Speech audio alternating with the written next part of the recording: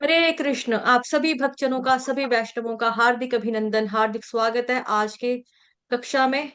आज हम पढ़ेंगे श्रीमद् भगवत गीता अध्याय 5, कृष्ण भावना भावित कर्म, कर्मयोग। लेकिन कौन सा कर्म है यहाँ पे? कृष्ण भावना भावित। सत्र का शुभारंभ हम पहले जगत गुरु श्रीला प्रभुपाद जी की प्रार्थना से यानी कि मंगलाचरण से आरंभ करेंगे। नमस्कार करेंगे गुरु परंपरा को पूरा।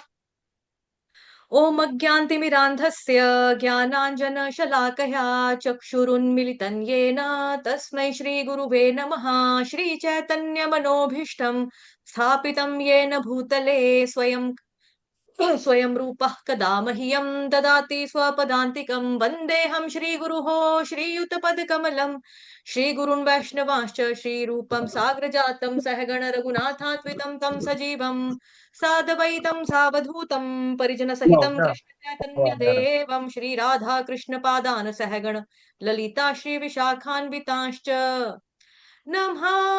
ॐ विष्णुपदाय कृष्णपृष्ठाय भूतले श्रीमते भक्ति वेदांत स्वामिनिति नामिने नमस्ते सारस्वते देवे गौरवाणी प्रचारिणे निर्विशेष शून्यवादी पाश्चात्य देशतारिणे नमो महावदान्याय कृष्ण प्रेम प्रदायते कृष्णाय कृष्ण चैतन्य नामने गोत्विषे नमः। हे कृष्ण करुणा सिंधो दीनबंधो जगतपते गोपेश गोपिका कांत राधा कांत नमोस्तुते तप्त कांचन गौरांगी श्री राधे वृंदावनेश्वरी वृषभानुसुते देवी प्रणमामि हरिप्रिये वाञ्छाकल्पतरुभ्यश्च कृपा सिन्धुभ्येव च पतितानां पावनेभ्यो वैष्णवेभ्यो नमो नमः। जय श्री कृष्ण चैतन्य प्रभु नित्यानंद श्री अद्वैत गदाधर श्रीवासादि गौर भक्त वृंद। हरे कृष्ण कृष्ण कृष्ण हरे हरे, हरे हरे राम राम राम हरे हरे। हरे कृष्ण हरे कृष्ण कृष्ण हरे हरे, हरे राम हरे राम राम हरे हरे। हरे कृष्ण कृष्ण कृष्ण कृष्ण हरे हरे हरे हरे राम हरे राम राम हरे हरे। हरे हरे हरे कृष्ण कृष्ण। माता जी सादर हरे हरे प्रणाम। कृष्ण कृष्ण। माता जी। सबको हरे पंचांग प्रणाम। कृष्ण हरे माता जी, दंडवत प्रणाम। हरे कृष्ण। सभी भक्तजनों को पंचांग प्रणाम मेरी तरफ से। तो आप लोगों से एक विनती है कि जब हरे कृष्ण महामंत्र का उच्चारण आता है मंगलाचरण में, तो आप लोग अपना कैम ऑन करके दोनों हाथ ऊपर कर कर हरे कृष्ण महामंत्र का उच्चारण हम सब साथ में किया करेंगे तो बहुत अच्छा होगा उससे। ठीक है।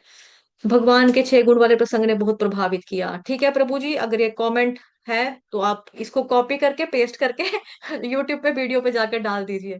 ठीक है। हरे कृष्ण। तो हम आज का सत्र जो है वो शुरू करेंगे। आज का सत्र का नाम है, आज की अध्याय का नाम बेसिकली क्या है? कर्मयोग। तो कर्मयोग जो है वो तो हमने पहले भी देख लिया था, 3rd चैप्टर में भी कर्मयोग था। अभी यहाँ पर फिर से हमारा कर्मयोग है वो आ गया, है ना। तो इस कर्मयोग का क्या मतलब है? कृष्ण भावना भावित कर्म, है ना। देखो यहाँ पे लिखा है कृष्ण भावना भावित कर्म। मतलब जो हमने 3rd चैप्टर में पढ़ा था कि किस तरह से हमको अपने कर्म फलों को अर्पित करना चाहिए, जैसा काम कर्म के बारे में पढ़ा था। उसके बाद फिर हमने ज्ञान योग के बारे में पढ़ा, कर्म योग, फिर ज्ञान योग। उसके बाद आज क्या है? कर्म योग का ये एडवांस वर्जन है। ठीक है, ये एडवांस वर्जन है। इसमें बताया जा रहा है कृष्ण भावना भावित कर्म, यानी कि निष्काम कर्म के बारे में। उससे पहले सकाम कर्म के बारे में था, अभी निष्काम कर्म योग। सिर्फ कर्म योग होता जो होता है उसके अंदर ज्ञान निहित नहीं होता। उसमें भी निश्चित रूप से व्यक्ति बंधन से बाहर निकलता है, लेकिन जितना ज्यादा बंधन से बाहर आने की सुविधा और शक्ति प्राप्त होती है ज्ञान प्राप्त करके कर्म में लगने से, वो उसमें उस कर्म योग में भी नहीं लगती। क्योंकि एक होता है सकाम कर्म योग, एक होता है निष्काम कर्म योग। तो ये वाला अध्याय बेसिकली कृष्ण भावना भावित कर्म यानी कि निष्काम कर्म योग है। इसके बारे में हम चर्चा करेंगे इस अध्याय के अंदर। ठीक है, बहुत सारे डिवोटीज मैसेजेस कर रहे हैं। ठीक है, हरे कृष्ण हो गया सबका, हरे कृष्ण हो गया सबको, हरे कृष्ण पंचांग प्रणाम। अभी बार बार आप मैसेजेस करेंगे तो फिर हर एक का जवाब देना थोड़ा सा मेरे लिए मुश्किल हो सकता है। ठीक है जी।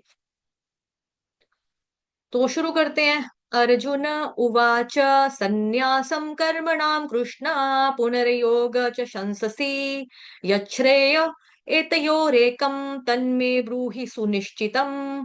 अर्जुन ने कहा, हे कृष्ण, पहले तो आप मुझसे कर्म त्यागने के लिए कहते हैं और फिर भक्ति पूर्वक कर्म करने का आदेश देते हैं। क्या आप अब कृपा करके निश्चित रूप से मुझे बताएंगे कि इन दोनों में से कौन सा अधिक लाभप्रद है? तो बड़ा ही वाइटल सवाल है ये अर्जुन का, है ना। भगवान कृष्ण ने पिछले श्लोक के अंदर काफी कुछ बताया। आखिरी वाले श्लोकों में बताया कि हमें योग साधना करनी चाहिए, किस प्रकार से अपनी इनटेक वायु, यानी ऐसी वायु जो हम सांस लेते हैं, सांस भरते हैं, सांस लेना छोड़ना, और किस तरह से वायु को कंट्रोल करना है, और योग सिद्धि वाला रास्ता बताया जिसमें अष्टांग योग की थोड़ा सा चर्चा हुई थी।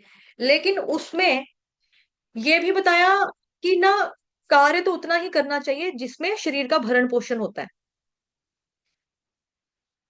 उतना ही मतलब भरण भरण पोषण होता रहे।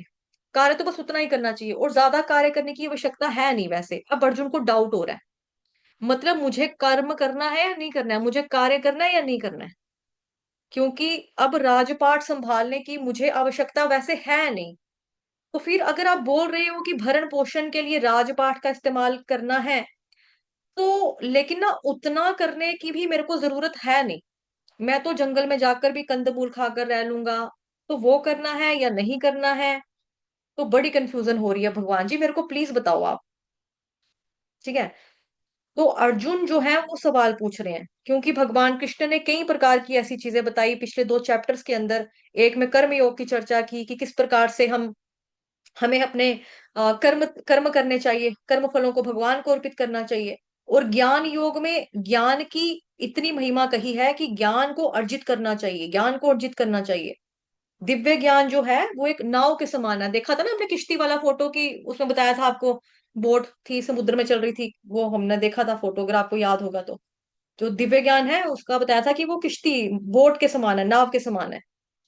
दिव्य ज्ञान जो है वो शस्त्र के समान है। दिव्य ज्ञान जो है वो अग्नि के समान है। ये सब चर्चाएं भगवान ने पहले चैप्टर्स में कर ली। तो ज्ञान का मतलब, तो फिर ज्ञान प्राप्त करना है, कर्म तो फिर नहीं करने होंगे। अगर नॉलेज ले लो तो फिर कर्म क्या करने हैं करके? अगर या तो मैं कर्म करूंगा तो ज्ञान प्राप्त नहीं कर पाऊंगा, अगर ज्ञान प्राप्त करूंगा तो फिर कर्म नहीं कर पाऊंगा। तो मतलब करना क्या है? तो यहाँ पर बहुत ही बढ़िया प्रश्न पूछा अर्जुन ने कि क्या करें क्या ना करें, ये कैसी मुश्किल है। क्या करना है भगवान और क्या नहीं करना है, बताओ मेरे को कृपा करके। लेकिन एक अच्छी बात जो नजर आ रही है अर्जुन की वो ये है कि वो परफेक्ट बनना चाहता है। बिकॉज देखो, अगर देखा जाए ऑलरेडी आल दो वो पहले से ही परफेक्ट है, पहले से ही परफेक्शन के लेवल पे है, वो भगवान जी का शुद्ध भक्त है। क्यों है, कैसे है? क्योंकि अर्जुन जो है भगवान कृष्ण की लीलाओं में है ना। लेकिन ना इस प्रकार के सवाल भला कौन पूछेगा? वही पूछेगा जो वास्तव में वाकई कुछ सीखना चाहता है। अब जैसे कई लोग हैं जो वो सुनते हैं अष्टांग योग, कर्म योग, ध्यान योग, ज्ञान योग। अरे भाई क्या चल रहा है, छोड़ना यार, क्या करना है इसको पढ़कर समझ के? क्या करें इस लफड़ेबाजी में पछड़ेबाजी में पढ़कर, हमको कुछ नहीं लेना देना यार, छाड़ पड़े।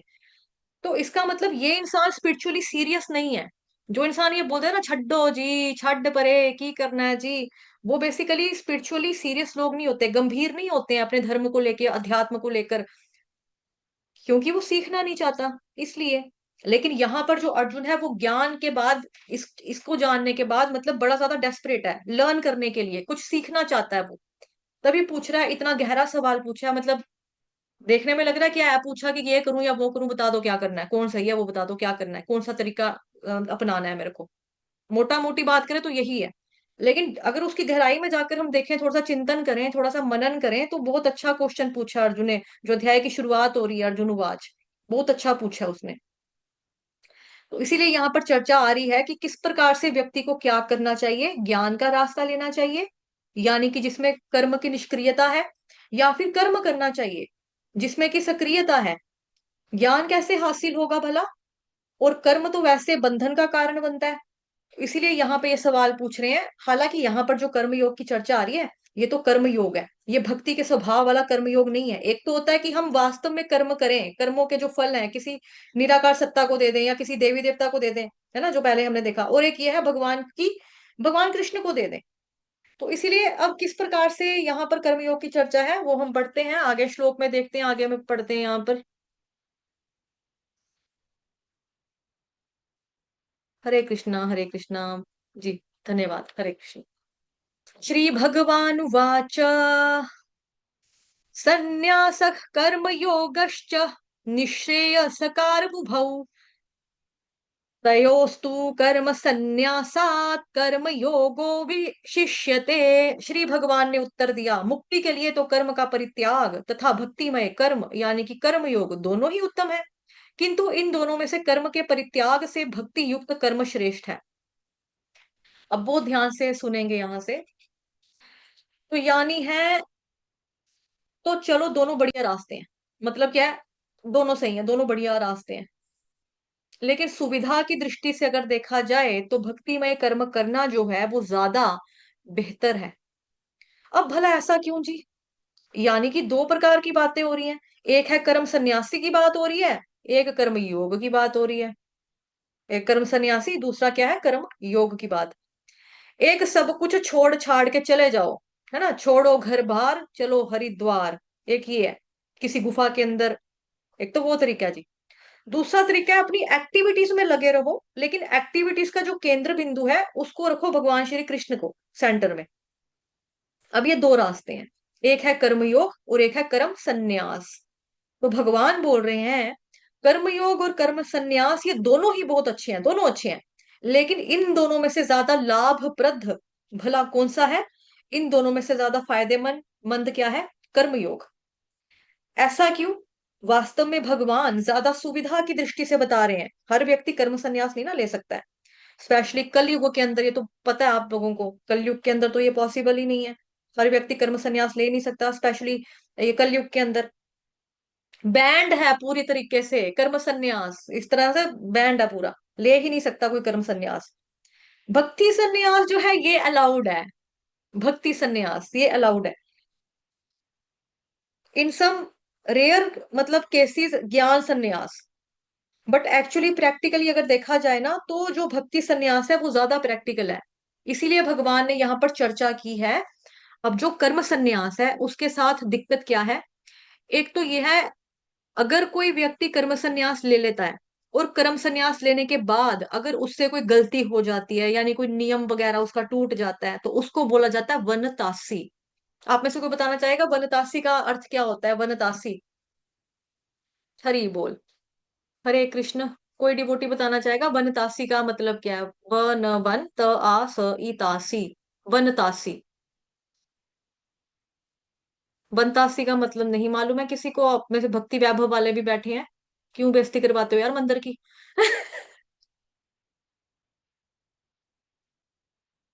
किसी डिवोटी को नहीं मालूम है वनतासी का मतलब क्या है? अच्छा, जिसको नहीं पता वो हैंड रेस करो, जिसको नहीं मालूम है वो हैंड रेस कर दो, जिसको पता है वो तो नहीं किया किसी ने, जिस जो कह रहे हैं हमें नहीं मालूम वो हैंड रेस कर दो। अभी मैक्सिमम डिवोटी जो है, दो लोग बोल रहे हैं, एक ने हैंड रेस किया, चार पांच छह, चलो मैक्सिमम डिवोटीज कह रहे हैं कि हमें नहीं मालूम है। वनतासी का मतलब होता है, जैसे मैंने कहा ना कि कर्म संन्यास ले लिया उसके बाद ये गलती कर ली, गलती जो करेगा उसको बोला जाएगा वनतासी। वनतासी का मतलब होता है अपनी उल्टी करके उल्टी मार के वापस उल्टी पी लेना, उसको बोला जाता है वनतासी। ठीक है, जो उल्टी करेगा फिर उल्टी खा लेगा या उल्टी को पी लेगा, वो है वनतासी। तो क्योंकि मैंने देखो जो भी मैंने बोला मतलब उसी में था ना, इसकी बात जो है इसी में थी कि पहले कर्म संन्यास लिया, बाद में कर्म संन्यास लेने के बाद गलती कर ली, नियम तोड़ दिए, तो वो हो गया बनतासी। बनतासी का मतलब अपनी उल्टी को वापस खा जाने वाला इंसान। तो कोई व्यक्ति अगर संन्यास ले लेता है, छोड़ता हूं मैं संसार को, क्या रखा है जिस जगत के अंदर, छोड़ दिया उसने ये बोलकर, तो भले ही वो जगत को छोड़ छाड़ के चला जाए, लेकिन अंदर उसके मन में इच्छाओं के विकार आते रहते हैं, वासनाओं के विकार आते रहते हैं, जिसकी वजह से वैसे तो विकार आना नहीं चाहिए, पहली बात आना नहीं चाहिए, बट अगर विकार आ भी जाता है तो विकारों के आने से अगर गलती होती है, तो अगर नियम तोड़ता है यानी किसी का या किसी चीज का भोग कर बैठता है किसी व्यक्ति के साथ, ऐसा व्यक्ति बनतासी कहलाता है। तो मतलब तुम तो गए भैया, कहाँ तुम चले थे, कर्म संन्यास कर लिया जी, ले लिया, फिर वही काम जो पहले किया करते थे वही तुम आज भी कर रहे हो, इसीलिए व्यक्ति क्या हो जाएगा, उसको बोला जाएगा वनतासी। बनतासी कहलाता है। तो मतलब तुम तो गए भैया, क्या किया आपने ये। तो अगर कोई व्यक्ति कर्म योग करता है, कर्म योग ज्यादा सेफ है, क्योंकि कर्म योग के अंदर हमारे पुराने संस्कार, हमारा साइको फिजिकल नेचर, हमारी कंडीशनिंग, हमारे कर्मों की पोथी, हमारी आदतें, हमारी सिचुएशंस, इन सबको कंसीडर करते हुए व्यक्ति जिस कार्य में लगा हुआ है वो उसी कार्य में लगा रहता है। लेकिन अब कार्यों में जो भाव है वो उसका खुद का भोग करना नहीं होता, कि मैं ये अपने लिए कर रहा हूं, खुद का भोग लेना नहीं होता, पर भगवान की संतुष्टि, ये चीज हो जाती है।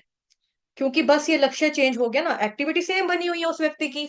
अब क्योंकि एक्टिविटी वाला जो मोमेंटम उसका बना हुआ है, तो इसीलिए एक्टिविटी की मोमेंटम को रोकना तो बहुत मुश्किल होता है। कर्म संन्यास के अंदर क्या है, इसमें एक्टिविटी मोमेंटम को रोक देना है, कि एक्टिविटी ही नहीं करनी, इसके लिए बहुत दम चाहिए ना। तो जब हो नहीं पाता, तो ये एक्टिविटी का मोमेंटम जो है इतना तीव्र होता है कि व्यक्ति संन्यास लेने के बाद भी, उसके बावजूद भी उसमें चांसेस होते हैं कि वो फिर से वही एक्टिविटी कर बैठे, और जो कर बैठेगा तो गलती हो जाएगी, वनतासी बन जाएगा वो। इसीलिए कर्म योग का जो रास्ता है, यानी कि भक्ति भाव से कर्म में युक्त रहना है, ये जो है ये ज्यादा सेफ रास्ता है।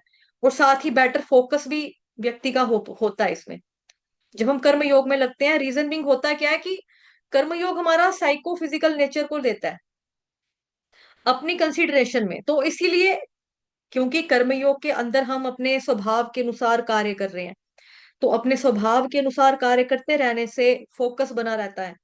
जब हम अपने स्वभाव के विपरीत कार्य कर रहे होते हैं, उसमें हमारा सारा फोकस बिगड़ जाता है। कोई बहुत ही विरला होता है जो एकदम अपने आप अपना कार्य रोक भी दे और अपना फोकस भी बनाए रखे, बड़ा बड़ा बड़ा कोई रेयर केस बंदा होगा, बड़ा कोई विरला इंसान होगा ऐसा, बट वो मुश्किल है। तो इसीलिए अगर फोकस बनाए रखना है कि भाई मेरे को भगवान की ओर बढ़ना है, मेरे को भक्ति करनी है, भगवान की तरफ जाना है, उसके लिए बहुत जरूरी है कि हम कर्म योग का रास्ता अपनाएं। साथ ही रियलाइजेशंस जो होती हैं, रियलाइजेशंस आती हैं जब हम कर्म योग में लगते हैं तब। कर्मयोग क्या है, बेसिकली भक्ति योग की प्रिमिटिव फॉर्म है कर्मयोग। ये नहीं है कि भक्तिहीन कर्मयोग है, ये भक्तिहीन कर्मयोग नहीं है, ये हमको याद रखना है कि हम जो चर्चा कर रहे हैं भक्ति योग की, हम उसका पालन कर रहे हैं। ऐसे में जब भक्ति योग का पालन किया जाता है तो रियलाइजेशंस आते हैं। क्यों आते हैं रियलाइजेशन, क्योंकि आपको नॉलेज तो हुई है। फोर्थ चैप्टर पढ़ा हमने, जो कल कल ही था ना, फोर्थ चैप्टर पढ़ा था, करके आया। उसमें चौथे अध्याय में भगवान ने बोला था कि भाई ये चार वर्ण आश्रम के बारे में भी पढ़ा, कि व्यक्ति को किस तरह से जो किया, कि गुण और कर्म के हिसाब से भी भाग किया भगवान ने, जाति प्रथा के हिसाब से नहीं है। अगर आपका टीचर बनने की आप योग्यता रखते हो, आपको एक्सप्लेन करना अच्छे से व्यक्तियों को आता, आप पढ़ो, ज्ञान अर्जित करो और आगे पढ़ाओ, आपका ब्राह्मणिकल स्वभाव। लेकिन ब्राह्मण सिर्फ ये नहीं है कि मैथ साइंस के टीचर को ब्राह्मण बोलते हैं या जिसके आगे सरने में शर्मा या खजूरिया लिखा है वो ब्राह्मण हो गया। हाँ, ब्राह्मण का मतलब जो आध्यात्मिक ज्ञान अर्जित करके आगे आध्यात्मिक ज्ञान को स्प्रेड कर रहा है, फैला रहा है, पास ऑन कर रहा है अपनी जनरेशन को, उसको बोला जाएगा। ऐसे सेम क्षत्रिय शूद्र वैश्य ना, ये हमने कल अच्छे से पढ़ लिया था। तो फोर्थ चैप्टर हमने कल पढ़ा, तो उस नॉलेज के साथ जब मैं एक्ट करने लगती हूँ, सो knowledge in action, knowledge in action, जब नॉलेज इन एक्शन आती है तो यही नॉलेज रियलाइजेशन बनती है, यानी कि दिव्य साक्षात्कार हृदय के अंदर प्रकट होते हैं। रीजन बीइंग, मैं उस नॉलेज को जी रही हूँ। जब हम नॉलेज को जीना शुरू कर देते हैं तो उसमें अवरोध आते हैं, उसमें दिक्कतें प्रॉब्लम्स आती हैं, हम जूझते हैं उसमें, मार्गदर्शन लेते हैं, गलती भी करते हैं, सही कार्य भी करते हैं। इन सारी प्रक्रिया के अंदर व्यक्ति बहुत कुछ सीखता है। तो इसीलिए रियलाइजेशंस भी अगर आती हैं तो कहाँ से आती है, कर्मयोग का पालन करने से ही आती है। कर्मयोग का पालन करने से आता है। और वैसे देखा जाए कर्मयोग के अंदर हम क्या कर रहे हैं, कर्मों के फलों को भगवान को अर्पण कर रहे हैं। कर्म संन्यास के अंदर क्या कर रहे हैं, हम त्याग कर रहे हैं सब कुछ। वैसे देखा जाए तो हम त्याग कर भी क्या सकते हैं, अगर हम प्रैक्टिकली देखा जाए, क्या त्याग कर सकते हैं हम इस जगत के अंदर। संन्यास का मतलब होता है सब कुछ त्यागना। लेकिन एक्चुअली हम त्यागेंगे क्या, सबके मालिक तो भगवान श्री कृष्ण है, जो है उन्हीं का है, उनकी वस्तु त्यागे, भगवान कृष्ण है। तो इसीलिए संन्यास का एक्चुअली मतलब ये होता है कि इस बात की अंडरस्टैंडिंग को लेकर के आना कि वास्तव में मैं इस जगत की किसी वस्तु का मालिक था ही नहीं। इस बात को समझ लेना कि अगर कोई व्यक्ति इस बात को समझ लेगा ना, तो वो वास्तव में आज की डेट में सन्यास माना जाएगा उसका। आप लोगों ने वो पढ़ा होगा, ईशोपनिषद ग्रंथ। ओम ईशावास्यमिदं सर्वं यत्किंच जगत्यां जगत् तेन त्यक्तेन भुञ्जीथा मा गृदः कस्य स्विद्धनम्। ओ, उसमें भी तो ये चीज पड़ी थी ना कि हमें मनुष्य को कितनी चीज लेनी चाहिए जितना भगवान ने उसकी किस्मत में नियत कर दी है, लिखी हुई है, जितना हमारे किस्मत में है उतना हमको लेना है। उसके लिए प्रभुपाद जी तात्पर्य में उदाहरण देते हैं। बोरी का मतलब अनाज की बोरी, आटे की बोरी, गेहूं चावल वगैरह की बोरी का उदाहरण देते हैं वहां प्रभुपाद जी की। एक चिड़िया आएगी, उसने देखी कि यहाँ पे बोरी फटी हुई है, पड़ी है सड़क के ऊपर किसी की, वहां से कनक के या गेहूं के दाने निकले हुए हैं बाहर। चिड़िया ठूंगे मारेगी, मतलब चोंच मारेगी ऐसे ऐसे करके, दाने चुगेगी, थोड़ा सा खाएगी, उड़ जाएगी, पेट भर लिया, चलेगी चिड़िया। चिड़िया कितना खाती है, इतना सा, उड़ जाएगी। फिर आएगा बंदर, बंदर उसके अंदर हाथ डालेगा, ऐसे करके एक फक्का मार लेगा, ऐसे करके खाया बंदर ने। उसके बाद चलो आगे चलता हूँ, एक मुट्ठी भर ली, चला गया आगे, मुट्ठी भरते हुए खाता हुआ जा रहा है। फिर आएगा इंसान, हेलो, यहाँ पर ना एक बोरी पड़ी है अनाज की, मेरे पास स्कूटी नहीं आ, जा स्कूटी लेकर आ, उठाते हैं बोरी। तो जो व्यक्ति ऐसा करेगा वो क्या है, वो चोर है। 2 दिन पहले भी हमने पढ़ा कर्म उसमें, जिसमें यज्ञ चक्र देखा था, जो व्यक्ति भगवान को बिना भोग लगाए खा रहा है वो कौन है, वो चोर है। जो देवी देवताओं के शरण में जा रहा है, पूजा कर रहा है, उनके नसीब का खा रहा है, लेकिन उनको कुछ दे नहीं रहा, वो कौन है, वो चोर है। तो ईशावास्यमिदं सर्वम यत्किंच जगत्याम जगत् तेन त्यक्तेन भुंजिथा मा गृदकस्य स्विद्धनम। तो अगर हम भगवान जी को इस तरह से नहीं करेंगे, अर्पित नहीं करेंगे, कर्म संन्यास का मतलब यही ये नहीं है कि मतलब कि छोड़ो घर बार और चलो हरिद्वार हो गया जी, ऐसा नहीं है यहाँ पे। ठीक है, तो इसमें आज दीपक प्रभु जी नहीं आए हैं, दीपक पांडित, कोई अगर आया है जो को होस्ट वाला है तो वो मेरे को बता सकता है। जो को होस्ट वाला अगर कोई आया है तो बता सकता है कोई? किसी को अगर बनाना है एडमिन को होस्ट तो मुझे बता सकते हैं, नहीं है? चलो ठीक है, फिर चलते हैं, पढ़ते हैं अपना जो पढ़ रहे हैं हम। हम्म। तो डेफिनेशन मतलब कि क्या बता रही थी मैं आपको कि हम सन्यास ले नहीं सकते इस जगत के अंदर, क्योंकि सन्यास का मतलब है कोई चीज मेरी थी जो मैंने त्यागी। तो मेरा था ही क्या जो मैं त्यागूं,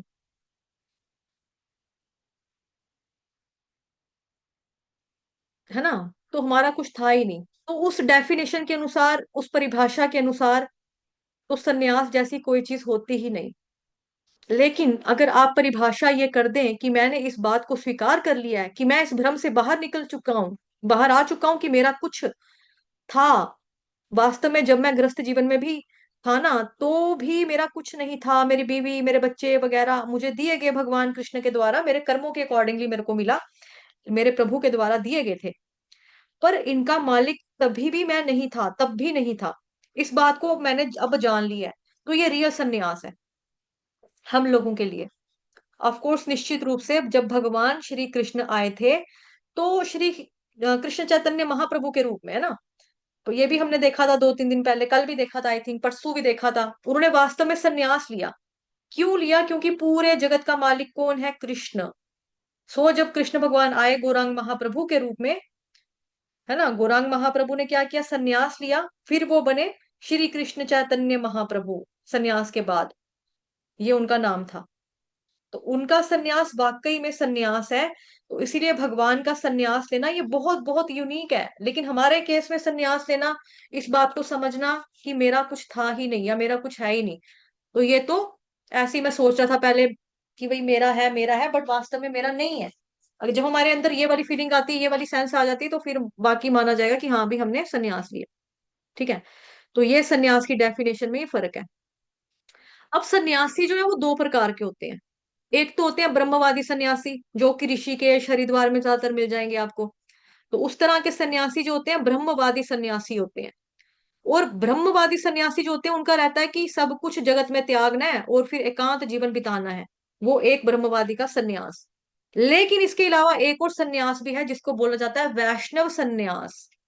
एक तरफ हम देखते हैं कि जो ब्रह्मवादी सन्यासी होते हैं वो जगत को त्याग देते हैं, बल्कि इससे पहले मेरी 5 लोगों की फैमिली थी, मेरी बीवी थी, मेरे बच्चे थे, अब मैंने उनको भी त्याग दिया, अब मेरा कोई परिवार नहीं है, अब मैं गुफा में रहता हूँ, दैट्स इट। ये इस तरह के सन्यासी, ये ब्रह्मवादी सन्यासी।